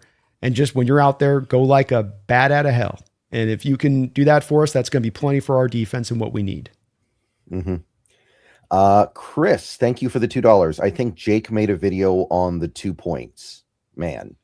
Yeah, I did see I didn't watch the video, but I saw that he posted a video, because I guess there was something earlier today about, did you see this? No. Okay. I saw the Super Bowl, like Charbonnet picking up the Super Bowl trophy. Did you see that one? No, I did see that one, but I guess the league has admitted that the rules analyst in the booth, what's his name? Terry McAuliffe? McAuliffe, yeah, I can't pronounce it. Apparently, he called down to the referees during the game when they were looking at that play to tell them how the rules should be interpreted, so they knew that it should be a conversion. And I guess some people are upset about that, like, because he's interfering with the game. I mean, my thing is, though, I mean, he called in to make sure they got the call right. He didn't call in because he put 10 grand on the Seahawks and he wanted the Seahawks to get the 2-point conversion. So I don't know. Some people were really upset about that today, but I know why, but I don't know where the leg to stand on supposedly comes from. I maintain with the Rams on this one, the Ram fans, and I got a question for you in the end of this. I maintain with the Rams fan in this year. I've never quite seen so many Ram fans or fans, NFL fans in general, that complain after a game has concluded and after there was confirmation that the call was correct, who continued to complain when the call was the right one. It's one thing when the call is wrong. One thing when, like, you're a Saints player in the conference championship, Brendan, and you get clotheslined before the ball arrives and there's no defensive pass interference and it's a blatant penalty and you should be called for it. And now you're going to allow that other team to go to the Super Bowl on the back of that play. That's one thing as a fan to turn that little stinker over months on in afterwards or years in after that one. But it's another one when they get the call correct. That's just to your point. That's what we want is them. I don't care whether it's the Hawks playing or whoever's playing, Brendan. I want them to get the call right. That's what drives me crazy about the NFL so often is not that they're taking too long to get calls right, or it's that they're not getting it right. That's what pisses us off. So I don't understand. And I kind of wonder, is my question to you on the end of this, is this loss to Seattle, these two losses to Seattle at the end of this year, as tough as they were to this Rams team, is this going to put a little hitch in their giddy up, Brendan? Are we going to see this team is this going to be up in their head a little bit? Too much Puka out there. Is this going to maybe kind of stick with them a little too long? Like they aren't doing the Mike McDonald on to the next play? It already has, right? I mean, after we beat them, they lost to the Falcons. They barely beat the Panthers in the playoffs. They barely beat the Bears. Like, it feels like it kind of already did. Like that was not a very good team down the stretch. Like the Rams before that, I'd say the first 3 months of the season looked like the best team in the league. For the rest of the season, they looked slightly above average. I mean, they looked better than that in the NFC Championship game, but the body of work after the second Seahawks-Rams game was mediocre. So I'd say it already has. Yeah, that's. I'm surprised you're still doing a video on that at this point. They got the raw call right. It was the correct call. Whether officials need somebody to call down or not, I don't care. Like that doesn't happen as well. Like we don't think that happens a variety of times in NFL games with as convoluted as these rules are. That's the purpose of having the guy up there in the booth in the first place, in my opinion, in so many ways, is, just more eyes, the better to get it right. That's a weird thing to complain about. It's the thing that drives us most crazy about the NFL is that getting calls wrong, they get one right. It's like, what the hell? I mean, look, the play's a fluke. I'll admit that. Like the play was very lucky, very fluky. I'm not saying that Zach Charbonnet knew he was getting a 2-point conversion when he picked that ball up, but it doesn't matter. Like the greatest play in NFL history is a fluke. The Immaculate Reception. The Immaculate Reception is a massive fluke. Yeah. The Holy Roller, massive fluke. 100%. Mhm. This is funny things happen. Balls bounce weird in this sport. It's an oblong ball that bounces very strangely, but it was the right call. And we'll see if this doesn't have some maybe cascading effects on them, throughout the off season or what this does with them mentally wise. Cause it's, quite the opposite of us. On to the next play. It doesn't matter what's happened before. Let's get on to the next thing. Versus an organization sort of sitting there going, should have been us. We really, why'd they have to do that thing that was the right thing? Yeah, I mean, they're not handling this season well. Like you had McVay talking about how lucky it was that we blew a coverage at the goal line when I don't even fortuitous bust. Yeah, or whatever it was he said. I can't remember. Fortuitous bust. And like even when I saw it live, I was like, I don't think that DeMarcus Lawrence made a mistake there. I think he realized something bad was about to happen and prevented it. I don't know where that came from. Agreed. I thought the same thing in the live moment of it. And then DeMarcus ended up confirming it. It's like, and McVay's talking after this, like, this one really, really stung. This one really I just hope that you keep staying in those feelings, man. And like, let that be your driving force the offseason versus, what you can be doing to get better, right? Versus like, how would anybody, that just so wild that would have happened there. That just so random. It's like just bullet changing course mid-direction. Yeah. And I think it really does. Like when I hear that comment, what I hear is they thought they were guaranteed to win. They didn't think we were very good. And there was no doubt in their mind they were going to win. And they were just so shocked. Like that's what it feels like. And I don't know why they would think that. Like they were the road team in that game. They were the team that had played 2 very, very close games the previous 2 weeks. We had just won by 5 touchdowns. Like I don't know where that comes from. And you've heard the stuff from like Jared Verse over the last few weeks. And I mean, we're hurting our rivals again, right? For the first time in a long time, we're really, really hurting our rivals. And that's how you know we're back. That's how you know we're there. Just digging that hot poker into the belly. You know what I mean? Just digging it in. I think when you got Matt Stafford last year, and let's face it, Matt Stafford, I think probably played the best. He's played great throughout his career, but he's played great since he's come to the Rams. But that was the best season of Matt Stafford in his whole career. Yeah. And when you had a guy playing like Jordan-esque levels from the quarterback position for the sport, I mean, even Julian Love in the mic'd up in the Super Bowl is like, he's no Matt Stafford. He's going to sit back and he's not just going to throw it blind. Like, I think that also was just like, that gave them just like, we got the superhero quarterback. How can we go wrong? He can, bullets bounce off his chest and faster than speeding bullets and leap a building in a single bound. And that can't be beat, right? There's no possible way. But I get surprised by the loss. You can't sit there and turn over, I think, too much in this way, especially when a lot of it's like, that shouldn't have happened. That was so like you've been done dirty or something. Yeah. And, the big reason why they lost is because their special teams sucked. And they knew their special teams sucked all year. It's like, to me, it's kind of like having a bad bullpen in baseball. That bad bullpen is going to cost you your season. Like the 86 Red Sox, great example of this. Great team, went to the World Series, and everyone talks about Bill Buckner, but they lost that series because their bullpen sucked, and they knew it all year, and they never fixed it. And if you were a rational Red Sox fan that year, I think that in the back of your mind, you knew we're not winning the World Series with this bullpen.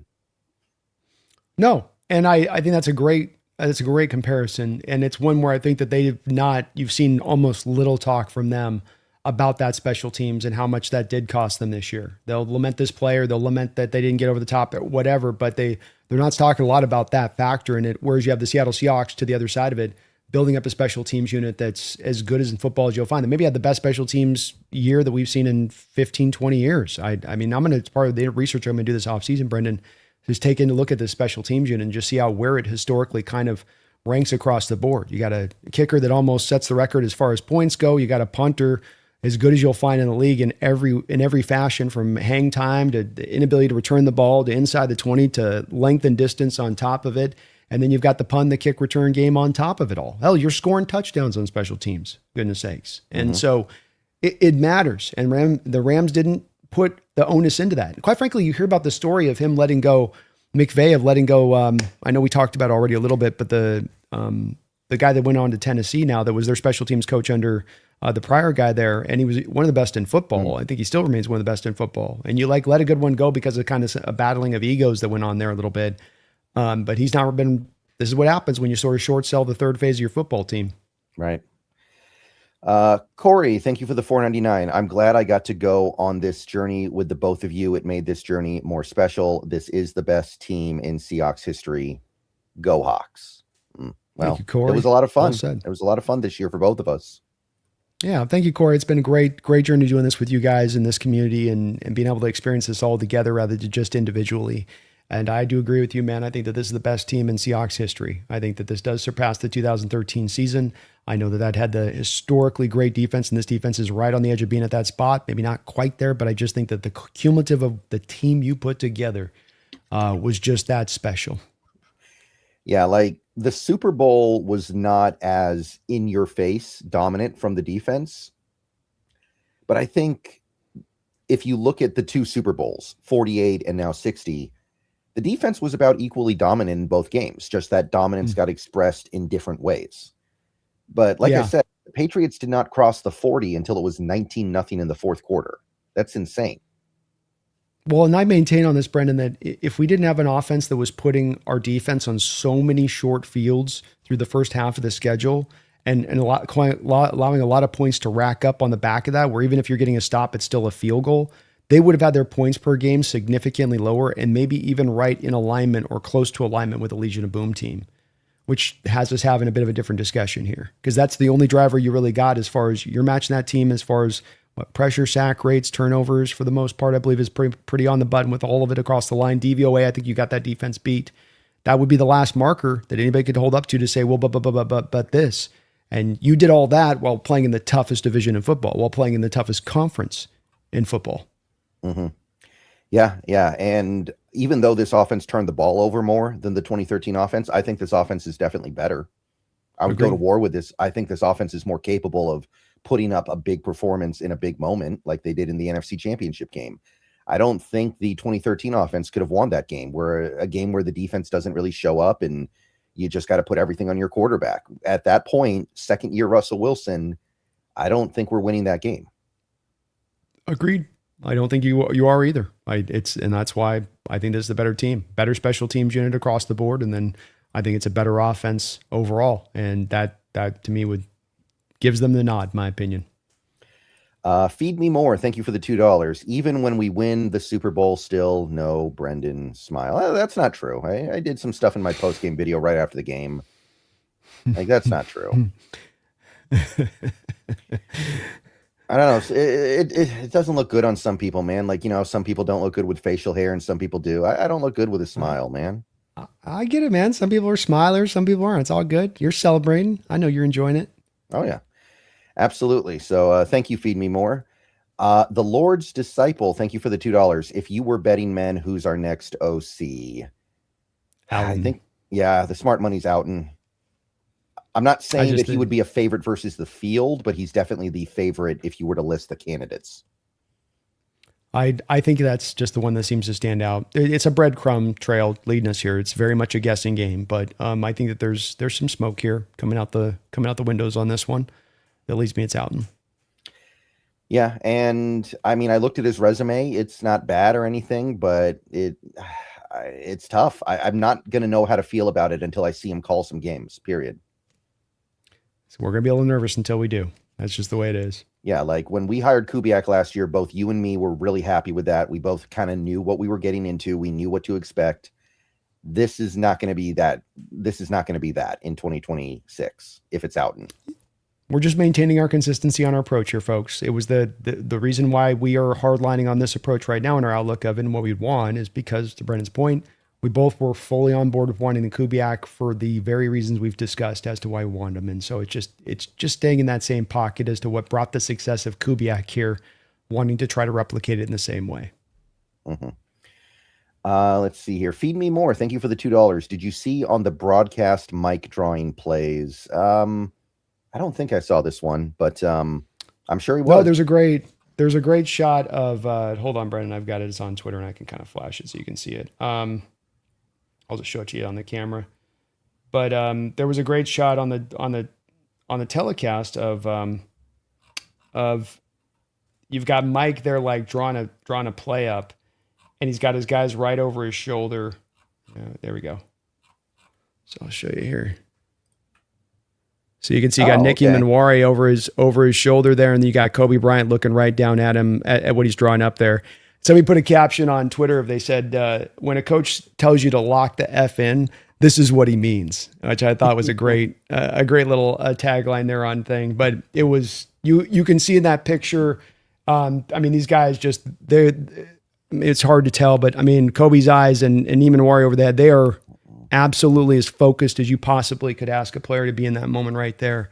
And it's a great shot. It's an absolute classic shot right there of just, I mean, it's old school football. It's Joe Montana come over the sidelines with Bill Walsh and them going down to a knee and just picking through. And you can sense that connection between player and coach in that moment that's so intrinsic to the success of the team. Yeah, you got to love how 21-year-old Nicky Manwari takes this so seriously already. Like everything about him, there's nothing about him that feels like a 21-year-old football player. No, he is wise beyond his years and amazing. A player like this that, you know, remember the old quote with him, Brendan, when we talked about him at draft time, and that was that scout quote that came out that said, you know, what was it? If you get him to buy in, he will burn the world down for you. And if he doesn't buy in, he will burn the world down. Kind of like, you can't fade the funk on him. You can't fake it with him. You can't BS him. You know, he's smart and he's going to know it. And getting a coach like Mike, that's the real deal, I think, got him to the great side of that. And you're right. It's amazing how, he was so ready to go and he got himself so on point. And this is what gets people draft time dreaming, Brendan, is that they don't just look at the impact of a guy that get 3 years down the line as he develops into his best form, but that you have the guy that can be the sensational impact right from the jump. And it's all of what we want to see, but it's also hard to find, right? It's always that year 2 that we usually have to wait for that jump to come. And he was great right out the jump. And this kid's going to be a centerpiece in this defense for years to come. Yeah. And the thing is, I feel like he can get a lot better too. I really do feel like there's a big improvement he's going to make in the coming few years too, which is terrifying for the rest of the league. Superstar potential. And I agree. I think he's got that in him. Absolutely. I think he's already a star, but I think you could certainly see him rise up that superstar status where we're talking about him having votes for defensive player of the year, if not even maybe pushing up that way. A guy like Charles Woodson with the Packers played in that kind of role with them and was able to win the DPOY. It's all just about get some sacks, get some interceptions, a pick six. You're there along with some great coverage and run defense. Sean, thank you for the $1.99. Mills and Horton are our secret weapons next year. It's going to be hard for Mills to get on the field a lot if we've got Big Cat, Murphy, and Reed in front of him, but he may force his way on, as it turns out. It's not the worst of problems to have, man, is to have too many guys. And I think you're right. You may be seeing him still kind of have to operate from a little bit of a restriction there with that. I mean, maybe some of this is with Leonard Williams. You have him come back next year, but you're like, all right, Leonard, we're going to, maybe we half your snap count next year. And now Mills takes over half those snaps just to keep you as positively fresh. And really, you get to do that thing next year, Brendan, where you get to walk in and try to start to even right from the jump, have your eyes towards postseason play, where you go, how can we have this guy, this vet, at his healthiest for postseason play, keeping him fresh throughout the course of the year? Kind of like you did with the Walker-Charbonnet combo, but kind of like you did with the edge group too, bringing in DeMarcus Lawrence and having that floor that could roll through. So I could see them doing that, and I think you're right. Horton, Mills are guys I expect to come forward. I think that this team's got a plan for Arroyo too. I don't think you took in the second round to not have him at one point or another, get into the mix on that. So I'd add him to that as well. Team's got a great young base of talent here to work off of, and guys that are still rising up behind that base of talent that we've already seen fully go. Yeah. And I am definitely interested to see Horton. I was really relieved when they said that his injury was not considered chronic or something that would be long-term, because he obviously had some injury issues in college that held him back. So when he got hurt this year, it was like, oh no, here we go. But seems like we're going to be okay there. If Kupp comes back and if Horton comes back, knowing that we're probably going to be a run-first team, I guess at that point, you're probably letting Horton take some of Kupp's snaps, and that's how you're getting him on the field for the most part. Maybe somewhat.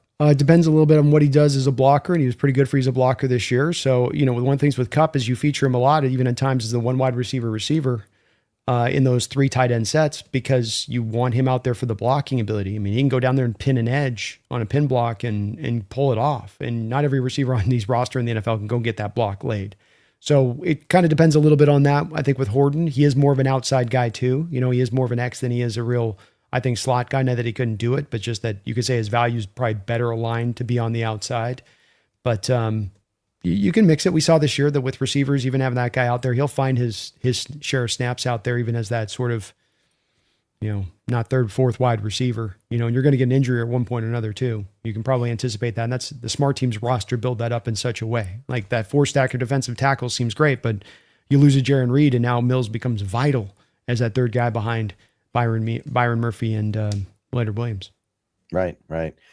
And I mean, let's face it, we were very lucky to get 16 games from Cup this year. We'll be lucky next year if we can get 10. If we get 10 next year from Cup, I'm okay with that.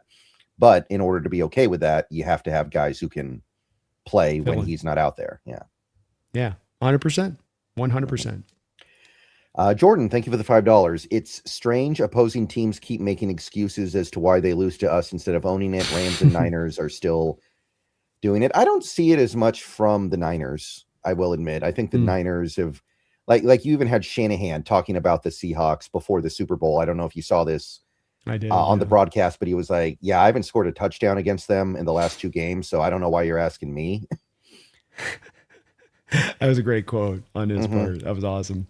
Yeah, and I don't know how they crack this defense with Brock Purdy, who, I'm not saying he's a bad quarterback, but a guy with that arm is not beating this defense if they have even, most of their desired personnel. I agree with you. I think he's the type of quarterback that Mike can put into a bind for the most part, or it takes him just making sensational throws across the board throughout the course of the game to make it happen. And his arm talent just isn't there to do that. Say nothing of it being really challenged when there's elements or wet weather. He's gotten away pretty has from being able to go into that Pacific Northwest when it's been one of the rainstorms, and that watch his game when that happens, and watch what he's awful when it comes into the showers. So I haven't seen as much either with the Niners, making those excuses, but I think you're right about them as well, not having much inroads in the future of getting this done. They've got money to spend. They ate the bad money this year to be able to set himself up a little bit into doing some things this offseason, but they feel like they have a lot of work to do. I mean, does Trent Williams retire? Is he really coming back for another year? How good is he going to be? Can he stay healthy at 39 years old? I mean, by far the oldest left tackle in the sport. Outside of Dominic Pooney, what do you got on that offensive line that you feel dominant about, rather than just being a guy or an average kind of dude? And the receiving core now, Ayuk, they're trying to get out of that contract. Juwan Jennings is probably going to be gone this year. You're bringing back just basically Pearsall at that point. I mean, they're talking about trying to bring back Deebo Samuel, for gosh sakes. Yeah. It's. I agree with you. I don't think that there's a lot of hope there in that situation unless they get hyper aggressive. And frankly, I think that what I thought the Niners should have done a couple of years ago and what they didn't do, and I think that they're paying the price now, is they didn't recognize their identity as being a run-first team in doing what Seattle did in building up their offensive line. Because look at the resources the Niners have put into their offensive line versus Seattle over the last 3 years. And it's you just laid on Trent Williams and hoped his old ass could get through a season. You did draft Pooney in the 3rd round, but what else? Right. But you're developing some later round guys. It's versus us with a 1st round pick here, a 1st round pick here, a 3rd round pick here. Here's a 4th round pick. I mean, here's another 3rd round pick you put the right guard in Haynes that still hasn't worked out, but you put that investment in.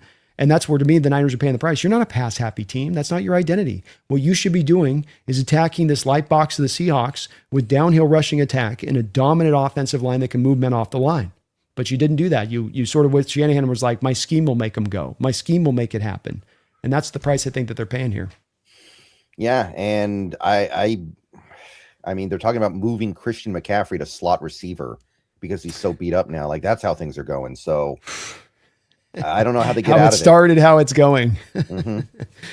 Yeah, that's a tough one. Kittle probably won't be back until like November. I can't see how. And even if he does, how close to vintage Kittle is he at that point? I mean, the guy's getting older and now coming off of an Achilles and then trying to come off it probably a little too early, knowing how he'll work and try to make it happen. We'll see. Yeah, I think they're going to go for it because they're obligated to, because they've got so many old players and they're trying to do the one last ride thing. And not that he's old, but even a guy like Warner or Bosa, those guys are starting to get to the point where you're starting to see the end of the tunnel. So I think they're obligated to just hit the gas, but I don't know if they should. Well, they're really in a weird middle of the road place because the Rams, you can see why they would hit the gas and that they can do some things to really be dangerous. But the Niners can hit the gas just to get up to like functional. I mean, your point, Bosa's coming off of his third ACL in his career, and Warner's now off back-to-back seasons that he's been injured. People don't remember that he was talking about how he had played with a crack in his foot all last season throughout the whole year. So, like, now that's 2 years of him being injured, along with Bosa being hyper-injured. Hell, your first-round pick's coming off an ACL. It's all a big question mark for the Niners. They can maybe do some moves to reinforce things, but it's going to be hard. Yeah. And then they still have the substation that's just, breaking those bodies down. Yeah, and listening to the players, they believe it. It seems like they actually think it's a thing. Like Kittle had the quote earlier this week that was like, hey, we've known about it for a long time and the team won't listen to us. It sounds like they actually think it's a problem. Yeah, they're talking about the trees. Kittle's like, when I first got there was these big and mighty trees that were next to the substation, and they were big and they were green and they were healthy. And then slowly over time they became browned and rotted and died. Yeah, it's too bad Kittle's on the Niners. He'd be my favorite player in the league if he wasn't on the Niners. I know. He's been my favorite tight end in the league for quite a few years. I love how he plays the game, man. Yeah. He's awesome. Mm-hmm. Radu Turkan, thank you for the $1.99. Zach Orr to the Seahawks. Yep, we got him. Great move. Him and Mike got the instant connection. You're going to lose talent out of this coaching staff probably on both sides of the ball over the next couple of years as people really want to, tap into the brain trust here. So adding where you can is huge. And Zach is a guy who's got grade A chemistry with Mike, knows the scheme upside and down. He'll be good. Yeah, and I guess they're saying that Kirk Olivadotti might retire or step back from coaching for a year because he's the current inside linebacker coach, or he might go to Kubiak with the Raiders and join his staff. So, that makes sense. I mean, Olivadotti obviously did a pretty good job these last couple of years, but I can't say that he really stands out in my mind as a guy I really did not want to lose. So, no, like you say, he's done good work with Knight and with. I also think Mike's position kind of seems to be inside linebacker, where he knows really or off ball linebacker. It seems to be his real bread and butter. So, I mean, he seems to be himself just kind of almost LB coach. But that's a great. Maybe an upgrade even potentially with what bringing in Orr in that position. Greener, thank you for the $5. Haven't donated in forever. Thanks for all the hard work covering this Super Bowl, y'all. Could Arroyo and Horton make you feel comfortable going cheap on wide receiver? I think Brandon, you will have a little bit of different answers on this one. I mean, when you're talking about going cheap at wide receiver, like, are we talking? So you're saying talking no Shaheed? I think that's what he's intimating. And no Cup? Are you just going with Horton as no, receiver? I think because you're keeping. I think you're keeping Cup and JSN, but I think he's talking rather than getting the full meal deal there. Now you gotta. And if I'm Green Earth, you can put in the chat if I'm misidentifying what you're intimating there, but I think that's what you're kind of intimating. Yeah, I mean, I think that would be okay. I just think that teams would really, really not fear us down the field the way they did after we got Shaheed. And it would be tough to replace that. And I just think about the way defenses played us at the end of the year compared to early in the year. And I don't know how you replace Shaheed to recreate that effect this offseason. That's my issue. But in theory, you can survive, right? I mean, you can survive like we did early in the year. The offense was playing great when it was JSN, Cup, and Horton as your three receivers. So I'm not ruling anything out. I don't think it's bad. I just think that you're going to lose a lot of your ability to run the ball. Yeah, I think that there's a potentiality of that occurring on this, Brennan. I think going into the season, Green Earth, I'm more okay with it probably than Brennan is because I do have a worry right now that Shaheed's going to command a salary that gets me uncomfortable. And even at $16 million, that gets me uncomfortable at that cost. I love what he brings as a kick and punt returner, but I'm not sure that the receiving quotient is necessarily giving you back the return on the bang for the buck on that one. And so I am okay with doing it. You are a run first team after all, and you're going to probably spend around $40 million per year with JSN, and then you're already got $18 million with Cooper Kupp. This comes down to like a load balance issue for how you want to build your team for how your philosophy is supposed to be executed. And that is, if you're going to run the ball, you got to be able to run the ball. And passing is great, but it's not the centerpiece of what you're looking to necessarily do. So I think, Brendan, I'd also be open to, I think you mentioned it's hard to replace that. I think you're right. I think Arroyo and Horton can fill in a little bit on this, but I think I'd also be open to Brendan looking for a deal down the line. Like, why can't we go and replicate that same deal at the trade deadline with the team, and being willing to give up some assets to go get that guy that can be just the big play guy, especially if it's really just a run off the coverage kind of guy, more than you're looking for some full meal deal receiver, but a guy that can just pull the safety back off or keep you into a too high situation. I think you're just looking to find that. You can find that around the trade deadline if you're willing to be aggressive, which John's definitely shown he has. Yeah, I mean, I'm fine with that. I'm fine with that. I just don't think a guy like Shaheed becomes available all that often, and I don't want to. I don't want to bet on that. I don't want to get to the trade deadline, be ready to make a trade, and then there's no trade to make, and it's like, oh well, so much for that. I get it. That's definitely the risk there at play for sure, 100%. And it is. I just, boy, that $16 million per year is ouch. Yeah, and as for Arroyo, I'm sure he'll be better next year. I'm still not super high on him being anything more than a decent tight end 2, but there is some athleticism there that AJ Barner doesn't have. So that does change the offense a little bit if he's able to take a bigger role next year. I'm just not super high on him as a player right now. I don't think he'll ever be like some prolific pass catching tight end.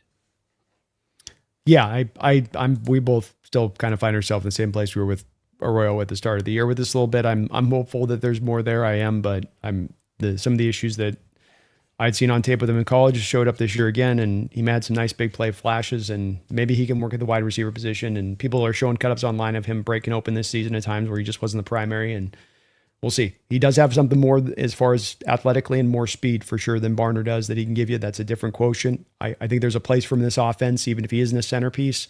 But like Brendan said, it's hard to quite fully rely on that at this point. Again, too, the big thing with Arroyo was maybe is the biggest kind of criticism coming out of college that we don't talk about. Injuries were an issue in college. Oh, yeah. Injuries were an issue in college even through his last season in the quote-unquote breakout year, and then injuries were a problem at the Senior Bowl, and then now injuries have been a problem in his rookie year. I often say these things don't tend to just suddenly become fixed now. If it's an issue that's in there inherently, it's in there inherently. So I hope not. I hope he can get more healthy and more improved here this next year, but like Brent said, it's hard to quite rely on that at this point. Lord's Disciple, thank you for the $2. Really like Pritchett. I think he can be developed. I like Pritchett a lot too, but he may cap out as a backup. That would not shock me, and I'd be fine with that. But I don't know if I'd bet on him becoming like cornerback 2 on the outside along with Witherspoon. Yeah, he had a really, really, really good year as far as coming back forward this season, I think in coverage especially, but the tackling and the run defense still is going to be a bit preventative for him ever ascending, I think, to becoming a starter. And that was always the issue with him coming out of Auburn as well.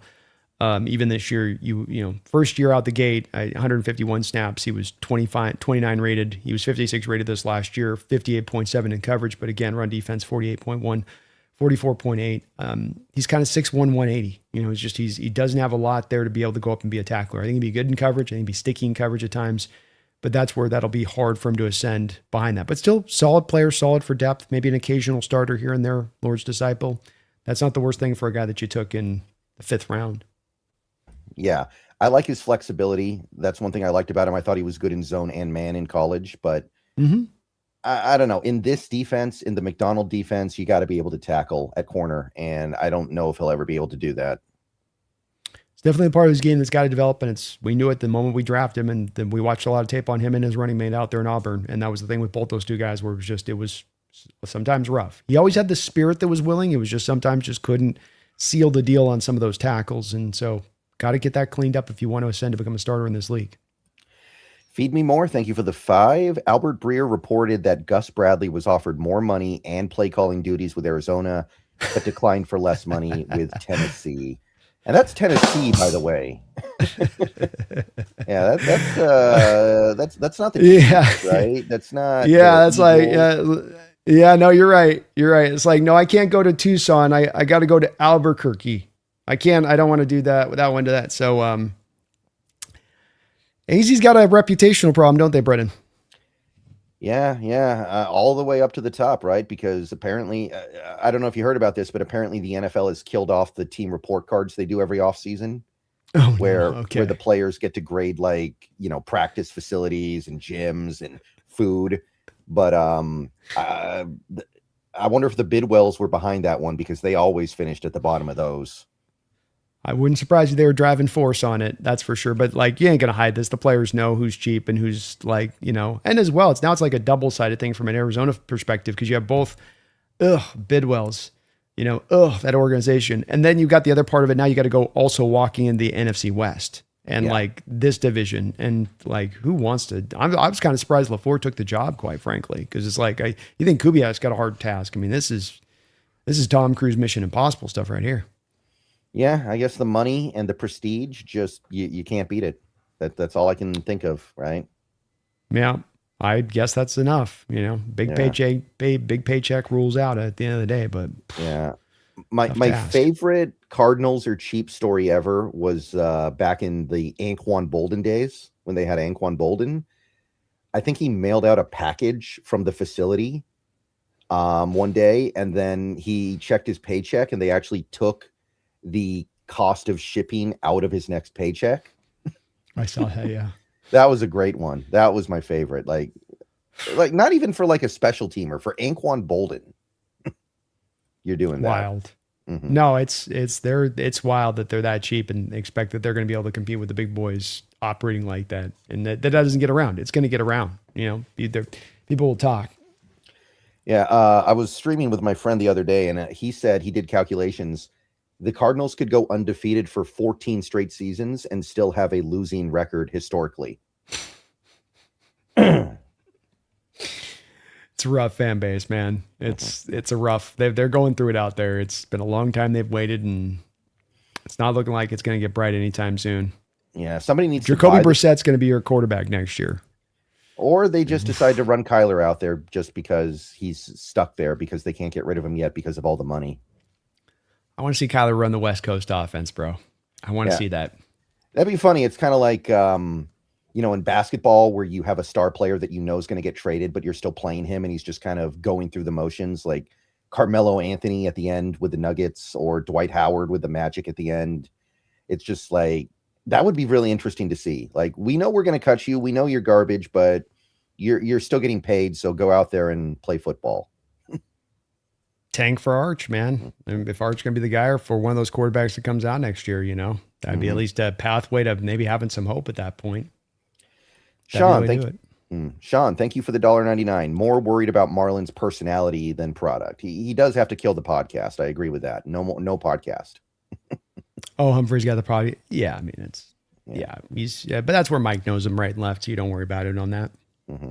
You can guest star on the Nick Ballore podcast a couple times. The Between Two Ferns. That's it. Between Two Ferns. No, Between Two Ballores. I guess his was called. Ballores. That's right. Between Two Ballores. Holy Hand Grenade. Thank you for the $5. Where does Mike McDonald rank among head coaches in the league after this Super Bowl win? Are we talking about like right at this exact moment, or? Yeah, I think he probably means right now. Yeah, I mean, if that's the case, I can't think of anyone I'd rather have. There's no one I'd rather have as far as actual like resume and what you've fully proven on the board. You probably would at this point have to put like an Andy Reid and Reid. Sean McVay would have to be above him, and potentially even a Nick Sirianni, who's gotten to a couple Super Bowls himself there in a short period of time. I don't like to say that, but like we're talking about, he's only in year 2. So it's like that whole thing of what does longevity count versus insta impact? Longevity, insta impact. I mean, it's kind of, this differs person by person with that, but somewhere between 3, 4, 5 in that way. Right. Like who else? Like, I don't think Vrabel's up there quite yet. I wouldn't say him. He hasn't won a Super Bowl yet, but I mean, Shanahan, despite not winning a Super Bowl, has done some incredible things. He might be in that top 5. Yeah, I think he's definitely in the top. Yeah, he's right there. I'd put him still behind Mike because he hasn't won it, and he's had a couple of swings at it. And there's been times where it's he's the Falcons drop he had as an OC, and then the fact they had the lead, and he's kind of had some moments where it's like his approach in those games has kind of cost and bit them in the butt a little bit. But I put him just behind. He's still an upper echelon head coach. I think top 5 is right. Mike would probably be 4, him 5. But there is nobody else in the league that I would put above. Nobody else has, earned the right to be in that spot. Yeah. How many other active head coaches have won a Super Bowl in the last decade? Like it wasn't Todd Bowles, it was Bruce Arians when Tampa won. Yeah. And you had a lot of Belichick's in there through those years that he won it. So, and Doug Peterson, he's not in the league. Doug Peterson not in the league. And what we had, wasn't it Kubiak with the Broncos in 16, I want to say. Yeah. So he's not in the league anymore either. So yeah, there's been few and far between. So he's risen up fast. You got to go back to like Mike McCarthy. And I mean, that was 2 stops ago. Yeah, I agree. It's been, I think 4 is pretty solid place for him. 4 is about right. Martin Lawrence, thank you for the €5. If I was a Rams fan, I'd be more worried about the distinct lack of maturity being displayed by my players and coaches than a correctly ruled play. I would agree with that. I think that there's a little bit of a, canary in the coal mine kind of thing with this. And I talked about this even after that second game, Brendan. We talked about this, that they're not taking this loss well. This is not one where it's like you're just going to not let it get stuck in your craw at all, and you'll just bounce onto your next game. You talked about how their performance was after that in those next couple of games, even through the playoffs, which I think was right. And I think that was because of that, because of how you reacted to that moment, that you weren't able to get your mentals in the right spot. And I agree. I think when you hear Puka constantly now just doing everything he can to take shots at Seattle right and left, and McVay kind of, crybabying about some of this stuff here and there. And now they're, the fans turning over a 2-point conversion from a week 16 game. Like, what are we doing? What are you guys doing? That's spinning out is what that looks like to me. And it doesn't bode well, I don't think, as you talk about trying to have a fire that's lit for the 2026 season. Yeah. It's the Puka's going down a dark path, man. That could be some Antonio Brown stuff pretty quickly. It could be, and they got to pay him money this offseason. They're not. He's in the middle of a contract and get out in a year if this is going to go sideways. It's like, no, you're just about to sign up for the full Puka experience. And I'm getting a little bit of that Antonio Brown thing, where it's that old Ryan Clark quote where he went to the team and he's like, "Look, you pay this guy, he's going to become even more of what he is. Like, and even more of this is going to turn up and amp up even more now. Are you sure?" And Puka's getting into that spot of things. Mm-hmm. Right. Adis, thank you for the $1.99. Whatever is the decision, still trust Mike. I mean, right now you got to. This team deserves our trust until they do something to break it. Amen. I fall back in alignment on that too, Addis. Got a general opinion certainly here or there, but I will. Yeah, this is definitely an in Mike and John thing. We definitely say we trust now at this point what they've gotten done.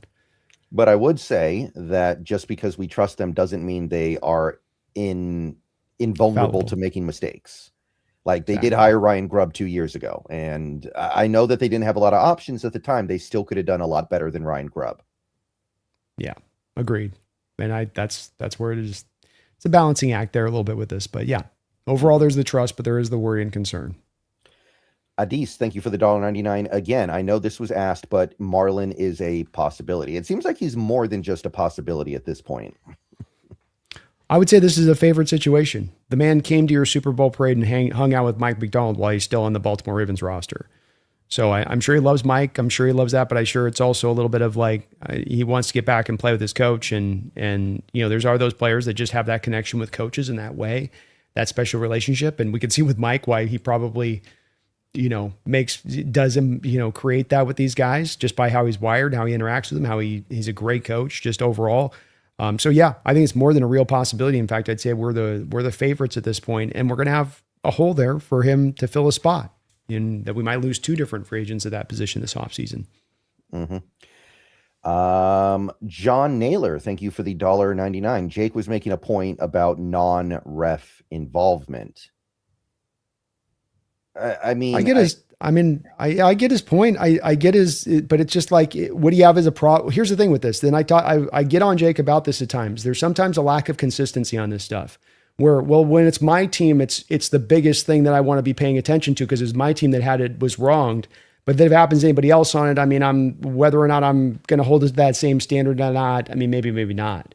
And that in itself tells you a little bit about how much they really believe that it's a big problem or a big issue. And whether non-ref involvement or not, I don't know the non-ref involvement point. McCauley's part of it's like, not like he's just some guy in a booth that's just like scratching his ass and he's like, oh, you just basically got that wrong. I mean, they're getting the call correct. This is where we can, like, to me, go into like through the forest and through the trees. It's like, this ain't that difficult.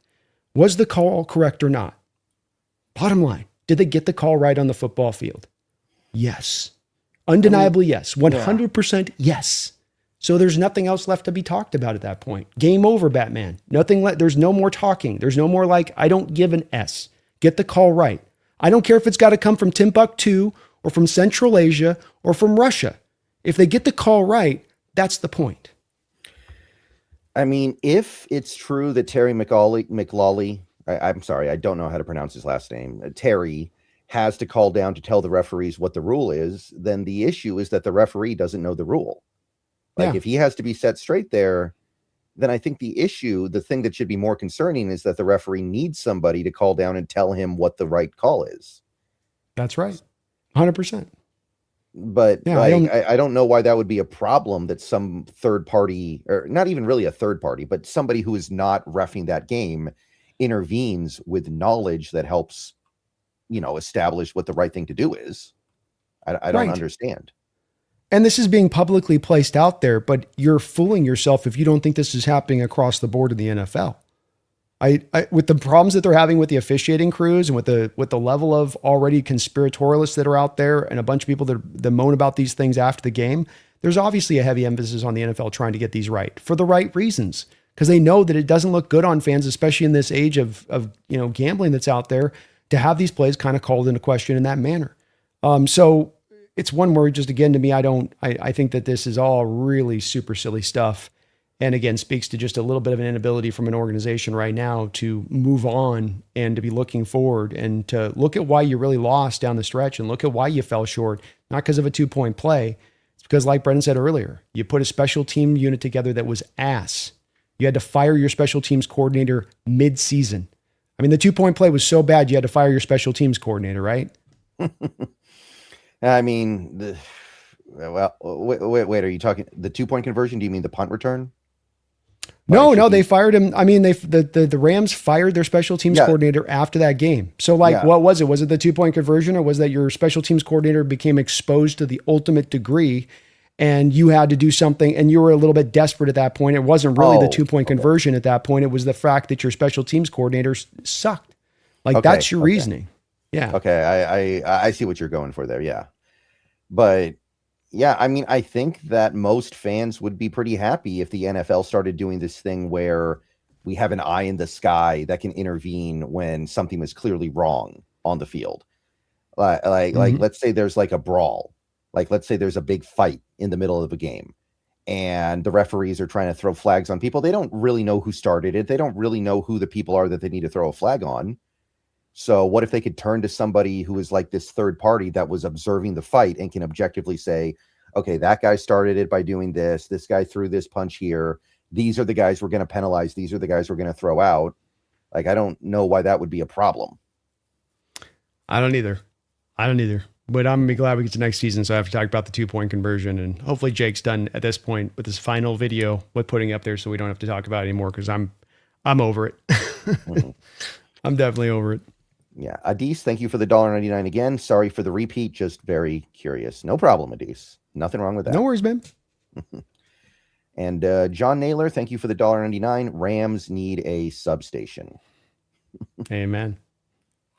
Yeah. I mean, Matt Stafford already probably kind of held together by duct tape. A substation would just, you need the Lazarus pits between every single game to get him ready for game day at that point.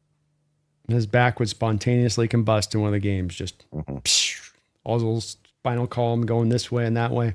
Yeah. I mean, all jokes aside, though, like I talked about this before, that is an element at play here. Just because Stafford is coming off his best season does not mean that he's suddenly immune to the degrading effects of time.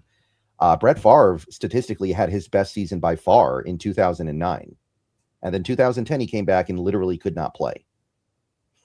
So it happens fast. And he's getting another year older. It ain't getting any younger. So, yeah, takes that one hit. Dylan Sosa, thank you for the $4.99. They're mad about the 2-point play, but they didn't say nothing whenever they missed that no-call face mask on Darnold last year. Keep the same energy. Oh, this was when he was with the Vikings. Okay, I remember that now. Yeah, I remember that. Yeah. Yeah, the Okay. first game. Well, that's where I say it's the lack of consistency. Don't you'd be mad at one thing in one place, but another thing you're not mad at because it's not your team getting affected by it. Well, are you principled on it or in your stance, or is it just that you're only principled on it when it happens to your team in particular? And that's one thing I would argue with when I've seen the Ram fans this year. It happened at the end of the year. There was in the Falcon game there at the end where they threw a deep pass down the field, and it's Tutu Atwell, and Tutu Atwell grabs the face mask of the cornerback. The cornerback doesn't touch him down the field. He grabs the face mask of the cornerback like this, and then the cornerback, is pushing him, is getting him off of his face mask, and you have Rams fans going, "Oh, we got a defensive pass interference uncalled, huh?" And you can literally go back and I can grab a still of the guy grabbing the face mask underneath like this and show it to a Rams fan. I can literally show the still. Cornerback, no hands on offensive player, ball in the air, offensive player with his hand underneath the face mask, starting the whole touching process up down the field. And they'll literally like they're looking at a different reality in front of them. It's like they're being a Mandela effect in the moment. They're like, they can't see it. It's like they have an inability to complain. And that's what I've seen I've seen more of that stuff when Ram fans are classy, and I'm not trying to disparage you guys too much, but I've never seen so many fans this year so up in arms over so many calls that were the correct call. Yeah, there's the 2-point conversion, but I can do a variety of other calls this year where it's like, they got that one right. How come you're complaining about a call they get right? Complain about the calls they get wrong, especially for a team that tends to be, Brendan, kind of favored fairly well. I know they like to tell you McVay's just so great and as a teacher that we can have 5 straight years of having the least amount of penalties in the entire National Football League. That's kind of the other part of this. It's a little frustrating.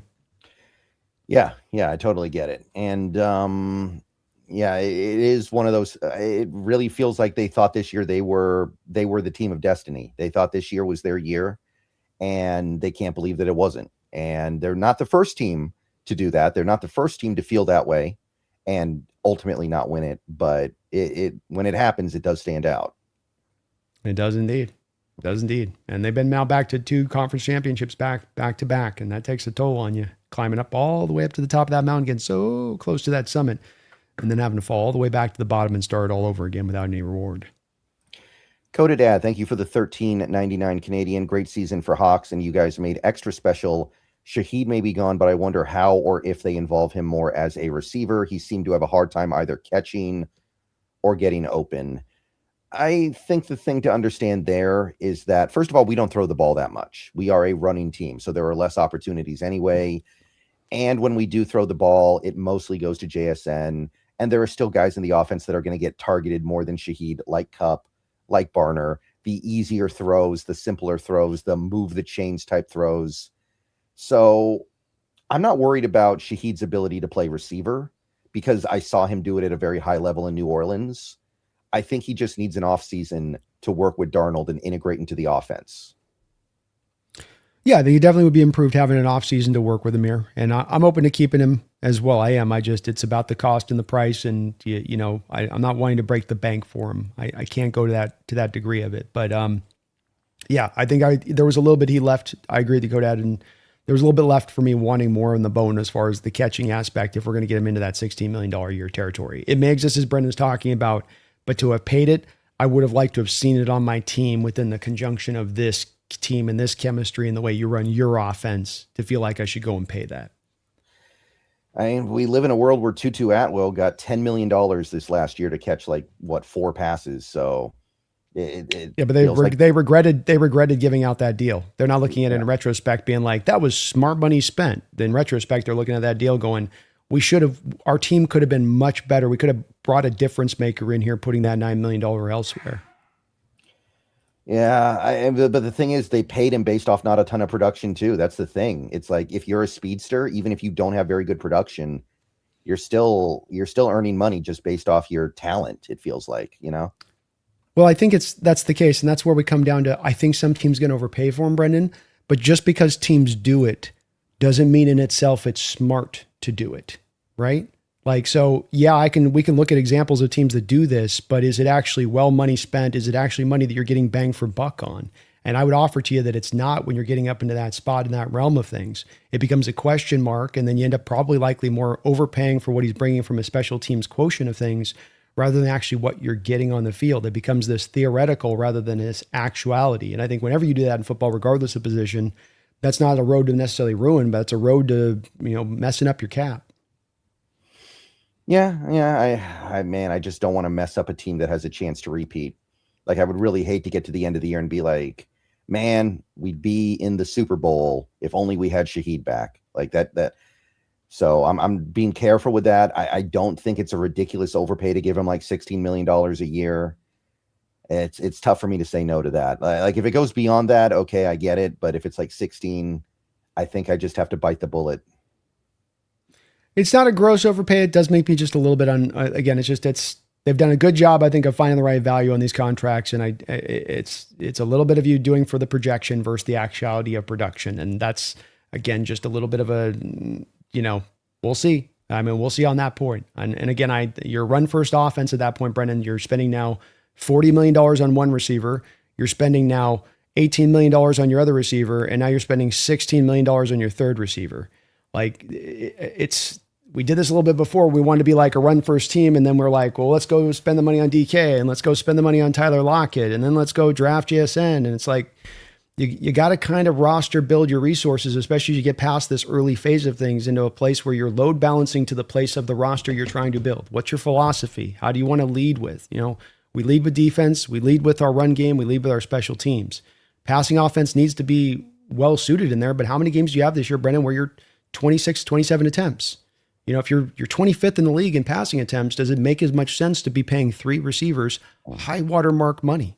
Is that really the smart approach? Yeah, I think it is if you feel like you need Shaheed to run the ball effectively, because we were not a good running team before Shaheed got here, and then we got much better with Shaheed on the field.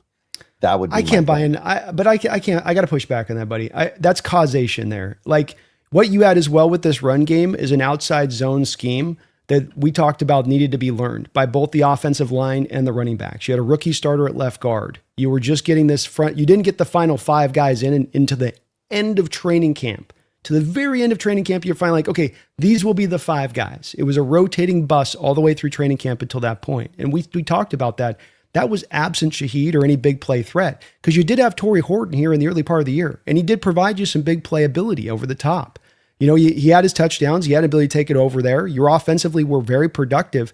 To me, my opinion on this would be that it was more about the run-centric details that both the offensive line and the running backs both needed to learn and to master. And once that started to get mastered down through the back half of the season, that was the driving force of the running game stepping forward. I don't think it was purely that just merely Shaheed's presence. I think teams went to the cover two shell, Brendan, to start driving more of the double teams into JSN's direction and to make sure that they had the protection over the top, more so than it was because of just the appearance of Shaheed. So you don't think losing Shaheed would drag down the run game that we have all that much? If that's the case, then I'm not that compelled to keep Shaheed, admittedly. If that's the case, then I can get a little more behind it, but I need to see it. And I do think that he does have a gravitational effect on defenses. Maybe it's not maybe it's like you said, it's not as extreme as you're thinking. He doesn't hurt, dude. And I don't think he's a good player. So I don't want to make it sound like I don't like him a lot as a player, but I do think it's one where, while we have a lot of money to spend right now, you do need to get up ahead of things in what you're thinking about and how your roster building, because you're going to be with Devin Witherspoon and JSN this year. And then next year, we're going to have some guys coming up to be paid, including Darnold now is going to be up for a contract extension. And what's that thing going to look like at that time? So you got to be thinking a little bit about this 2 and 3 years down the line. And you just can't go, well, we pay everybody. It's just, you can't do it, I don't think. And you got to be smartly drawn to doing it to the right places. So he does have there is an impact he brings. I like what he does provide to counterbalance a little bit of some of the doubles that go JSN's way. But I also think I have a little more faith in the ability to look at the receiver position, man. Guys are stepping off college scene, jumping into the pros, and they're finding instantaneous production. Like it's a position that's being constantly fed. It's almost kind of turning into a little bit like running backs were for a time now, where it's like, yeah, guys are still being highly paid, but you can find production from these guys. And if you're looking for just the skill set of a guy that's a big play guy, a guy to get over the top, a guy to draw coverage, I think that you can go and find that specified skill set without having to break the bank in order to do so. You might be right. I'm not ignoring the possibility. I think it's very possible, but I am a Shaheed fan, I will admit. And I think that he does bring something that is hard to replace. So we'll see. We'll see. We might be way off on the contract, by the way. That does happen. Sometimes we are way off on what we think contracts will be. Well, and if he comes in even $4 million, below that from the 16. I know that seems like a small amount, but that's actually fairly decent for me on that significant wise. That's even a bigger difference there as far as making me a little bit more signed up. And when you start getting past that 15 mark, 16 mark, 17 mark, but like you said, this is a hard one to predict. We'll see where the market really goes with him.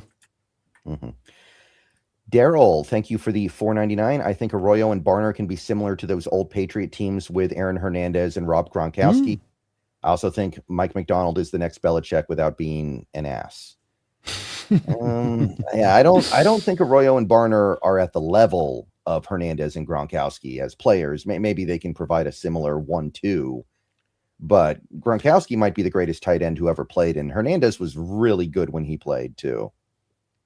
Yeah, I think it'll be hard for them, to Brennan's point, to reach quite the upside of where those guys got, Daryl. But can they have the feasible impact of giving you one of the better 2 tight end sets in the league, with your ability to really put teams into a bind? As we saw, so many teams this year went more to the 3-4 base and really brought out more of that.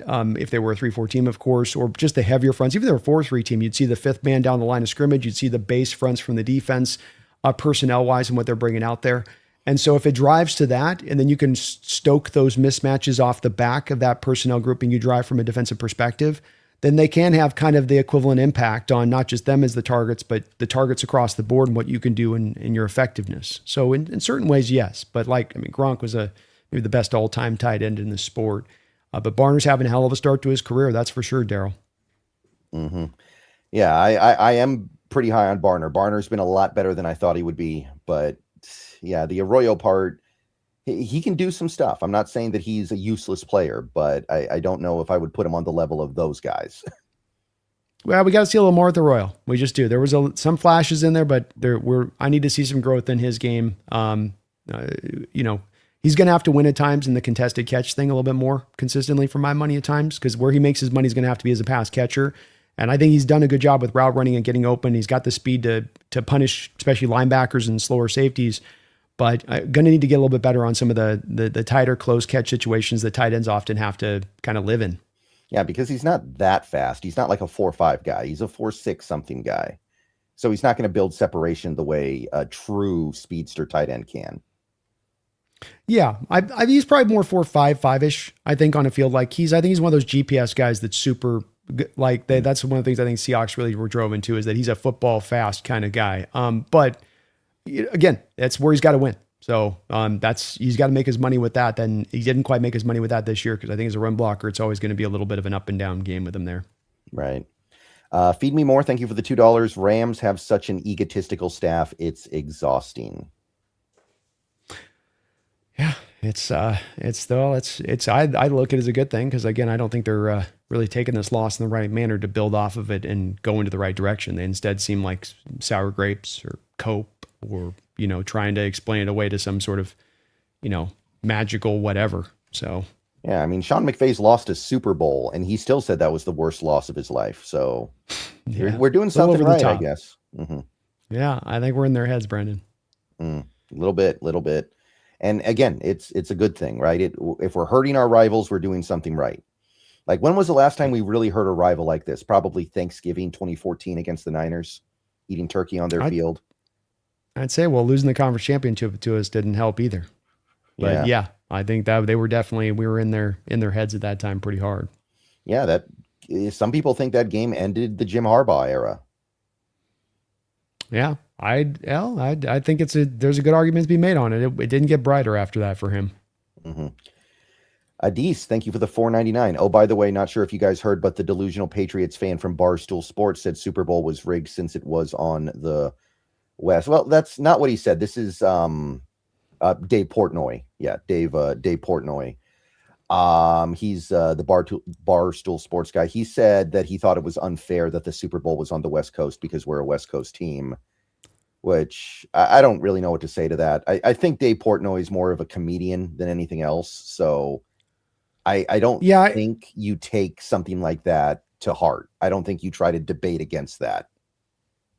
Yeah, I'm at this point thinking Portnoy is just he's playing a character as much as anything else. And he's trying to play the toxic Patriot fan character throughout the week, and this is just him still continuing to do it. So I don't even think believes what he says. I think he just thinks it's going to be good for entertainment. And That's good. That's good for him. That's why I don't like operating in that manner as far as trying to create content, because I just think it's a little disingenuous. But I don't think he even believes that. It's ridiculous all the way around, and just doesn't make any sense. Yeah, and I promise you, there are a lot of people like that. I know people who have met Skip Bayless in real life, and Skip Bayless has said, "I don't actually believe anything that I say on air. I just say it because it'll get people to tune in." Like 100%. Plenty of content creators do it on YouTube here, Brendan. You know, it's the way that they'll go. It does get you clicks, it does get you views. It does drive me crazy though, because I'd hate to operate like that, because again, you're just being disingenuous to your audience, and they don't know when you're telling them the truth or when you're BSing them. Yeah, I don't think that Ryan Clark actually thinks it's a problem that Sam Darnold didn't go get turned up after the Super Bowl, but he says it on air. Either he has CTE or he's playing a character. That's why I think it's just they're trying to say the thing that's going to get the people, you know, they get that reaction. Then that's gold. That's gold right there. Is it? Mm-hmm. Kevin, thank you for the $1.99. What free agents do you think we don't re-sign? We're going to be doing a show probably in the very near future here where we go into detail here. But I think the obvious don't re-sign is Woolen. I mean, we've been pretty open about that. I don't think Woolen comes back. No way, no how. Yeah, I think you have you've got no Woolen. I don't think that there's a Kobe Bryant. Sorry, give me 1 second here, Brendan. No problem. Anyway, Mafe, I think, is also probably out. Just because he didn't really do anything this year. Mm-hmm. Welcome back. Sorry. Yeah. But Mafe is probably gone as well, just because he didn't do anything, and we got to flip the edge room over a little bit. But yeah. Yeah, I think Mafe, Woolen, Bryant, those are the ones that I think feel pretty solid there. It's going to be hard to bring him back into the flow. There's a maybe with Joe, but it just depends on the cost. So I think that's kind of about it, though. I don't think you got anybody else that's really a worry or concern beyond that. Yeah. And I think there's a chance Kobe's cheaper than we're thinking. And if so, maybe we bring him back, because I do think Mike likes him, and he did have a really good postseason. But we do know they tried to re-sign him in the offseason and they couldn't come to a deal. So it seems like Kobe's trying to cash in. Yeah, it's and I know I'm a repeater on this, Brendan, so I'm sorry on this. It's about how your team's structured and how you're built, right? So, Brendan, is this defense built safety based? No. I mean, if anything, that's kind of the area where we have the most kind of, I don't want to say jags, but just players that can get the job done. Here we go. And come back to, you paid two safeties at the same time, high watermark money. 2 questions. Was that smart, Brendan? No, I would not say so. Is there anybody else in the NFL that's doing this right now, paying people at the Jamal Adams, Quandre Diggs, top 5, top 10 money, safety position? If there is, I don't know about them. So we come back around like, it's not about Kobe or being against Kobe. It's about, this is a road you've gone down that was a failure. This is a road no other NFL team is going down. Probably a good reason for that. Doesn't make intrinsic sense for you to do it and be this outlier team of outlier teams to do it. And I know I'm being hardlined on this a little bit, Brendan, but this is very important, because I think there's a drive from the fans and there's a drive from people to generally just go, got to keep everybody. And then you make these decisions right now, and then you look at it 2-3 years down the line with a cap, and you're like, we don't have a lot of flexibility here now. We're still kind of in our Super Bowl window, but we find ourselves slowly getting restricted, like in a jacket here. And it's like, got to be careful. You got to be careful. And you got to go back to remembering, what do you need to do on both sides of the ball to drive your success by your philosophy? Every team's got their philosophy for how they want to win. Offensively, you want to run the ball. You want to be balanced, and you want to run the ball. Defensively, front 7. Your front 7 will drive the success of this football team. Baltimore Ravens didn't invest a lot in their cornerback position. You had Humphrey at the time, but even at that point, he was a first-round pick that was just kind of still on your roster. The other cornerback position kind of didn't matter. Like Geno Stone. And, you got Marcus Williams out there was your one highest free agent. And then, of course, Hamilton was more of your slot kind of, cornerback there. So, to me, it's more front 7. You've got to pay. Eamon 2 years from now will be a part of this as well. And I think that's where the money's got to go, in my opinion. And if you have a guy in Kobe Bryant who's solid, but I'm now paying him more than solid money, I'm paying him like $13-14 million a year. I mean, is there, I mean, Brendan, wouldn't you feel pretty nervous at this point if you signed him to a $14 million per year deal, as Julian Love's contract's about to hit 13.5 on the cap this year? Yeah, I can't even go close to 14. I don't think. I'm thinking of something way less than that. So yeah, if that's what it is, then thanks for playing Kobe. Thanks for the Super Bowl, but no, I can't even come close. I guess I'd ask you this. What has he done that wouldn't match up to what drove the Julian Love contract extension a couple of years ago? Matching that contract exactly with inflation rate, not even inflated. That contract 2 years lying down the line now as it's inflated to match that, meaning that it's not equivalent dollar for dollar. It essentially is less money per cap percentage wise than you signed Julian Love at this point. Yeah, I mean, I would just say Love had made the Pro Bowl by that point a couple times, I think. Kobe's never even come close to a Pro Bowl, to my knowledge. I think that Love is also probably a little bit more flexible as a player in that he can line up in more places. I do think Love was a better player than Kobe Bryant is now, but you are right that he is probably going to get more money than I'm willing to give him. I do agree with that. I'm just saying that for this team, I don't think Kobe Bryant's worth $14 million a year. I don't even think he's the close. And that's not a knock on him. That's more just about this team. And I could be certainly going into a place where I'm inflating the rates too much, Brendan. But what I'm thinking about this is that you just had the cap go up by $20 million, number one, right? $23 million, something like that. And okay, so that's one side of this. And then again, every time I've looked at NFL history, you're free to correct me on this, but every time I've looked at NFL history of teams that win Super Bowls, those teams that are then free agents that are quality players, not even stars, but the quality players that come off those Super Bowl teams tend to get overpaid almost by just sort of the magic of being a Super Bowl winner a little bit. And that's a little like of what I'm anticipating here as far as this Kobe Bryant contract. Yeah, like I'd say Milton Williams probably got overpaid. Not that he's bad, not that it's a bad contract, but I think he got like the same money that Leonard Williams got, and Milton Williams is not as good as Leonard Williams. Not even close, I don't think. So you're right. So like Talanoa Hufanga, has Kobe Bryant done enough to what Talanoa Hufanga did to get his extension with the Broncos? Is that a better representation than Love? That's an interesting one. That's a tough one, right? Because Hufanga had the All-Pro season, but then he got hurt. So it's a little bit tougher to go apples to apples there, but I see what you're getting at. Amani Hooker.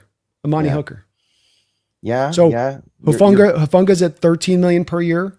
Amani Hooker's at 13.5. Kyle Duggar's at 14.5. Cameron Bynum of Indianapolis is at 15 million. Javon Holland's at 15.1 million per year. Mm-hmm. You see where I'm going like with this, like where it's like, it doesn't make sense a little on the surface, but that's where that inflation thing like cooks up, right? And like just starts, it really starts to set in a couple years down the line on these deals where even that Love contract, that's really him making at that point versus the cap percentage. If you think about it from 2 years ago, it's really still him making probably 8 or 9% less than Love signed for the cap hit and how it hit that contract 2 years ago for Love. Mm-hmm. So it's still him. You're right about him not being the player. I don't think he is either. I think Love is a much better player. I do. But as far as how he'll be paid and how that all lines up with the inflation and all that, I think he's kind of in that place. I think he gets the Hufanga contract essentially. Yeah. And good for him. I just don't want it to really happen here. I view him as replaceable. Yeah. So you're on that spot then, that it's like when it comes to the low balance game with the safeties, that doing that, two guys at basically top 10-ish, top 8-ish kind of money is probably not the best, route to roll. Yeah, not with like even Love right now, by the way, is on only $11 million per year average. Yeah, the Love deal looks pretty good right now. And that's the way most of these deals go, right? You sign it, you look at it, you're like, ugh. But then you wait 2 years and everything's fine. Yeah. Yeah. But and that was when we both liked at the time too. Yeah. But I still don't think you need to bring back Kobe at that price. I think you can find somebody. You might already have that somebody on the team in Ty Okada who can do the job. And Ty Okada is going to be cheap because he's a exclusive rights or whatever. 100%. Mm-hmm. And right now you've got, by the way, here's your free agents at safety position this offseason. Kyle Duggar coming off a bad year and being traded to Pittsburgh. Jalen Thompson with Arizona, who is okay. Jimmy Ward, Houston, 35 years old, older than dirt. He's pretty much done. Andre Cisco from the Jets. Kevin Byard at almost 33 years old, 10-year pro out of Chicago, is now going to be a free agent. So when you look at it, He made the All-Pro team this Kevin, last year, oh yeah, though. He's gonna get some Kevin's good. He's a credit. ball hawk still. He's still making. I don't think Chicago's going to let him go though. As well, I think that they keep him in You're house. right. But that still shows you where it's like it's not a deep list of safety free agent safeties as well. It's a couple of guys out there that Reed Blankenship, Cameron Curl, Geno Stone. It's kind of a weaker group out there, but hard to predict. We'll see. We'll see what this thing you never know with these kind of contracts, but I do think it's going to be around that $13 million for Bryant. That's why I think he didn't sign it at the start of the year. Cause I think the deal you're talking about was the deal the Hawks offered him that reportedly he turned down at the start of the year, where they wanted to get him on that more of that $8 million a year rather than the 13. Yeah, that's kind of what it would take for me to want to bring Kobe back, $8 to $9 million a year. Yeah, At that point, I would do it. Yeah. And I'm not saying he doesn't deserve 13, 14, 15. I'm just saying I don't really think this team should be the team to do it.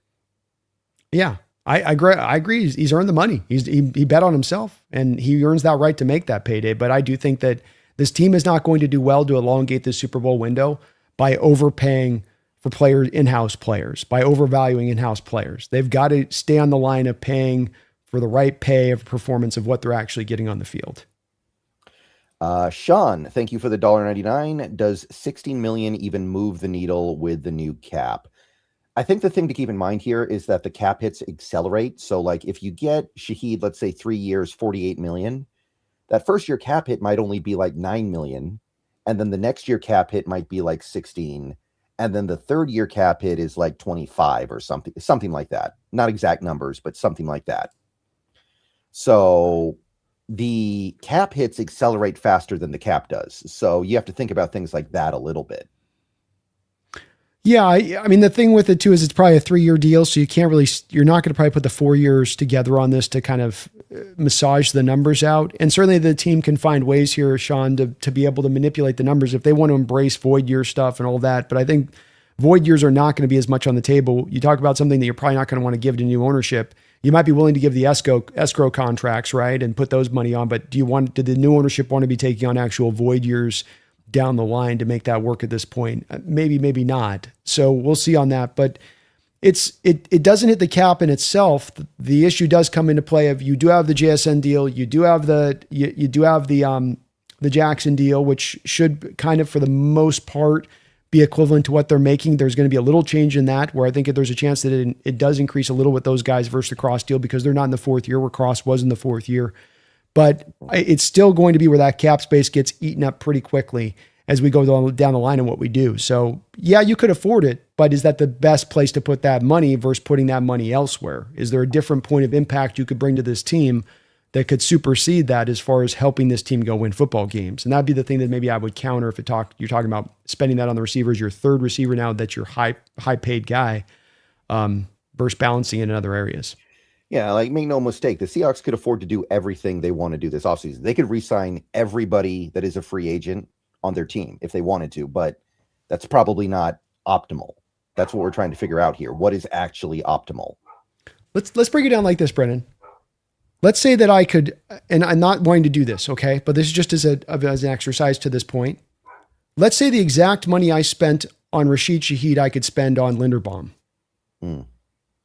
What's the better allocation of resources in that case? Yeah, and if that is the case, I think Linderbaum's going to cost a little bit more than that. But yeah, that's. But you're in the neighborhood. Even if it is, it doesn't matter. It's still pretty easy at that point. And that's where I say it does become not just about what you're paying that guy. It becomes about what you didn't do as an alternative move with that money is the way to have better impact and more impact on your team. And to me, run-centric team driven by its lines and dominating the line of scrimmage. Give me a guy that can help me dominate the line of scrimmage versus the flashy player on the outside that can take the top off the defense.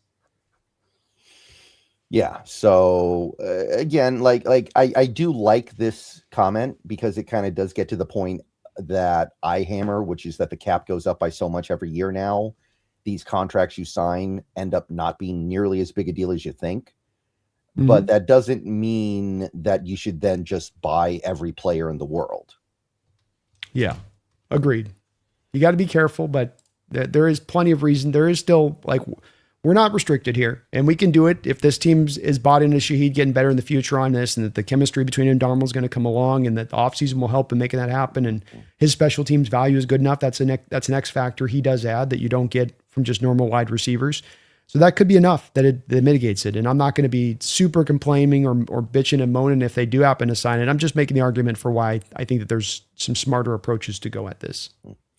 Frogman, thank you for the member message. A position to watch is cornerback. Job and Reek are free agents. And yeah, we're going to talk a lot about corners this offseason, both in free agency and the draft. One of our top positions of need.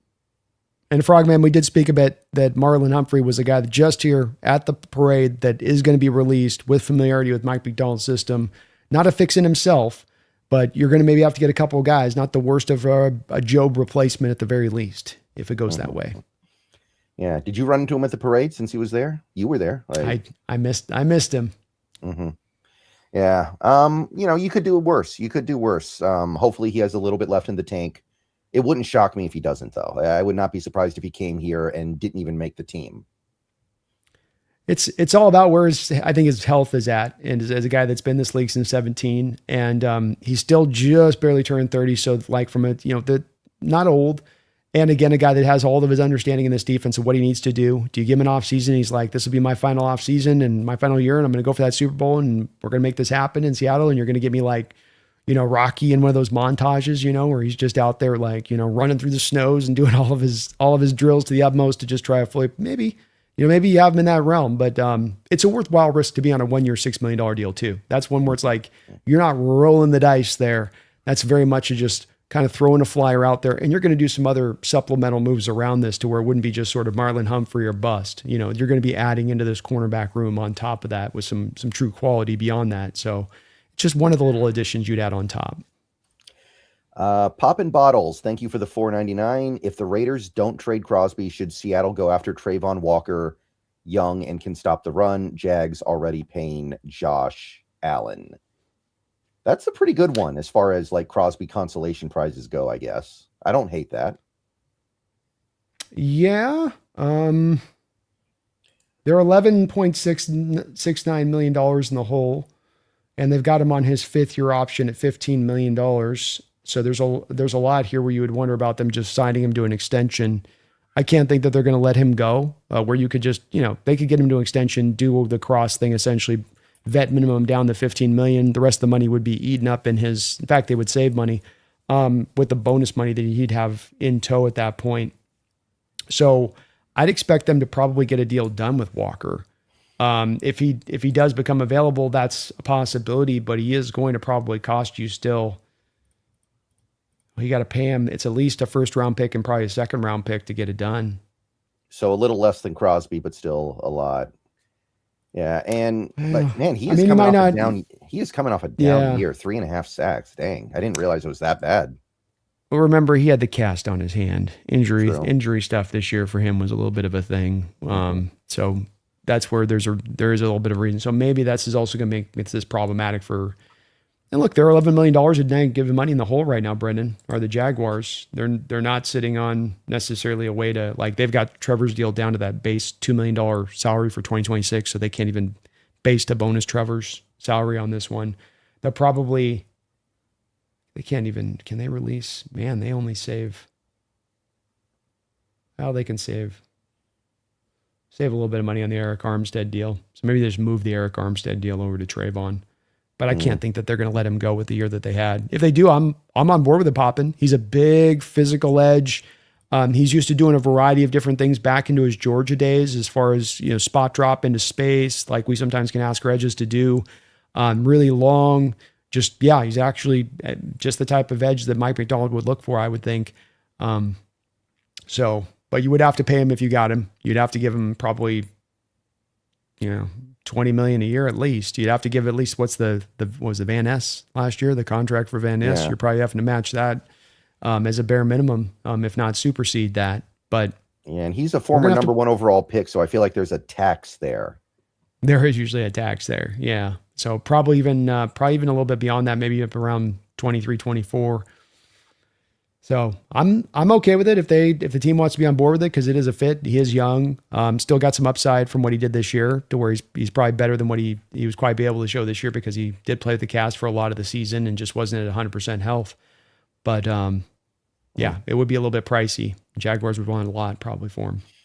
Yeah, and I mean, this is the choice we have to make. Do you want to make that big trade to get a franchise edge, or do you want to try to make it work with, like I said, the Khalil Macks of the world? There are a couple guys like that in free agency that you could get that you don't have to trade for, that aren't as good, but you can still get good stuff out of them, and it's not going to cost you the picks or as much money. I'm more in your boat. We come back to get the best value. You know, if I'm making the trade for the edge, I want a Crosby, right? I want a Myles Garrett. I want to make a move for a JJ Watt from a couple of years ago when he was running at his best. I want to try to go find that difference maker, you know, the Reggie White impact to the Packer defense back in the 90s. I don't want to do it for a guy that's like, I'm really paying a ton for him. I'm giving a lot of draft capital for just kind of he's, you know, solid edge. He's a better edge than anything we got on the roster, but not quite stardom, you know? So I don't want to, that to me is I'd much rather try to go find that value, because we've seen a lot of these kind of 30, 32, 33, 34-year-old edges guys that can still be very productive in a rotational role coming off the edge in these defenses. Like DeMarcus Ware going to the Broncos a couple of years ago when they had Von Miller. And he was very much one of those old elder statesman guy coming from the Cowboys, but still able to be very effective for them off that edge in the role that they put him in. Yeah, Joey Bosa is a free agent this offseason too, if you want to ride that roller coaster. Boy, he looked done last year with the Bills to me. He had a couple really nice games, I will say, but that's a roller coaster I don't know if I want to get on. But there are guys like that, you know, Kwity Paye's a free agent. You don't need to trade anybody to get him. I think Hassan Reddick's a free agent. You can like find the guy that you think has gas left in the tank and then go for it without giving up the picks. That is a viable strategy. I agree. Yeah, I think that's, and certainly there could be some releases in there too of veteran guys, like we're talking about the ring chasers. Can you get a ring chaser guy off the edge that, you know, wants to come to Seattle and loves what we're doing out here, and okay, I'll become part of the rotation. So that's another part of this that, you know, could shake free. All right, guys. I want to tell you guys real quick about Sleeper here. So let me get the graphics on screen here. So football season is over, but that doesn't mean the action stops on Sleeper. There's still a lot of really fun stuff you can do over there. We've got basketball, college basketball. We got some tennis and golf stuff you can go on over there. So don't forget about Sleeper just because football is over. You can get on over there right now. You can use a promo code. My promo code is SBN and Brandon's is NEST, Nest. Either one will get you a $100 match up to $100 on your first deposit. And there's also a free bet you can get right now just for making an account. No deposit required, $20. So go claim that and go check out Sleeper as much as you can during this football off season. Football will be here again before you know it. There's some new stuff being added to Sleeper as well. And of course, we've got baseball coming up. Hockey's going on right now. There's plenty of stuff to get up to. So go check out Sleeper, download the app, #1 sports app right now. Jump on over, make your daily fantasy picks, and go have some fun with sports.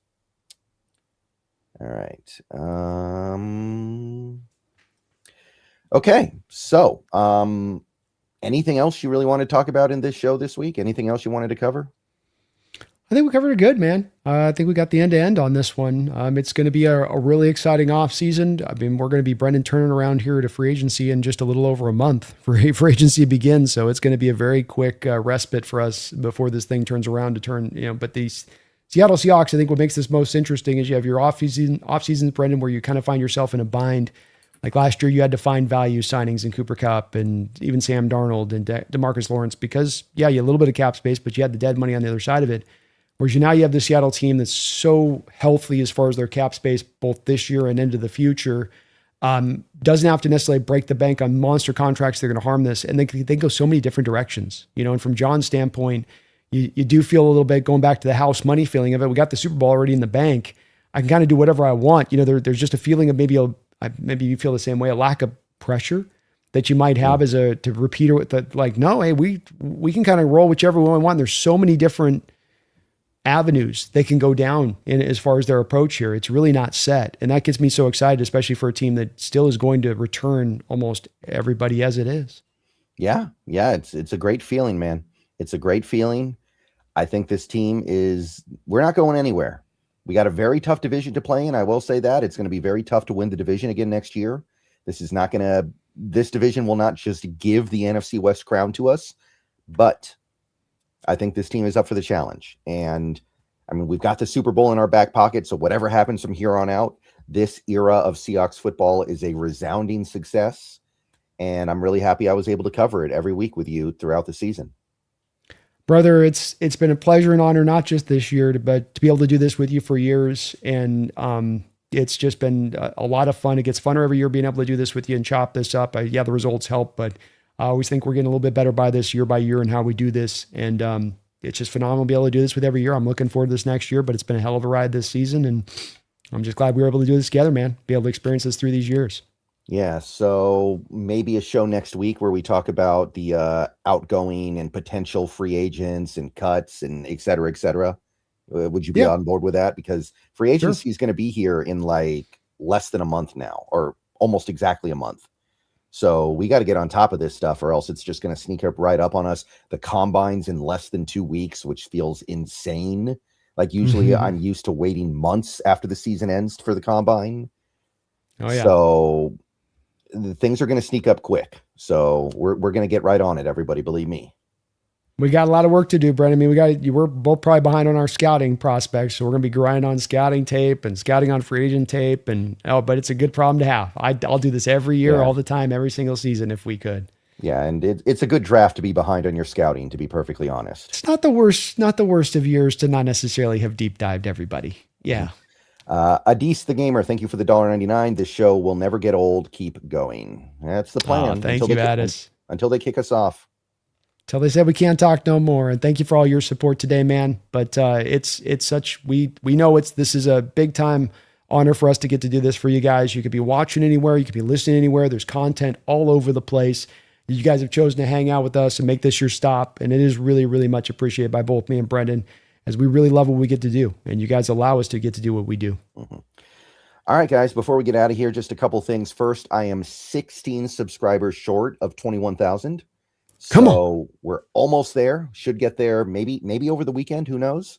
So if you haven't subbed up to me yet, please do so. Go sub on up over to Brandon as well. He's got he's grown a lot over the last year, I know. So keep on feeding that beast, especially right now when there's going to be so much to talk about in such a short period of time.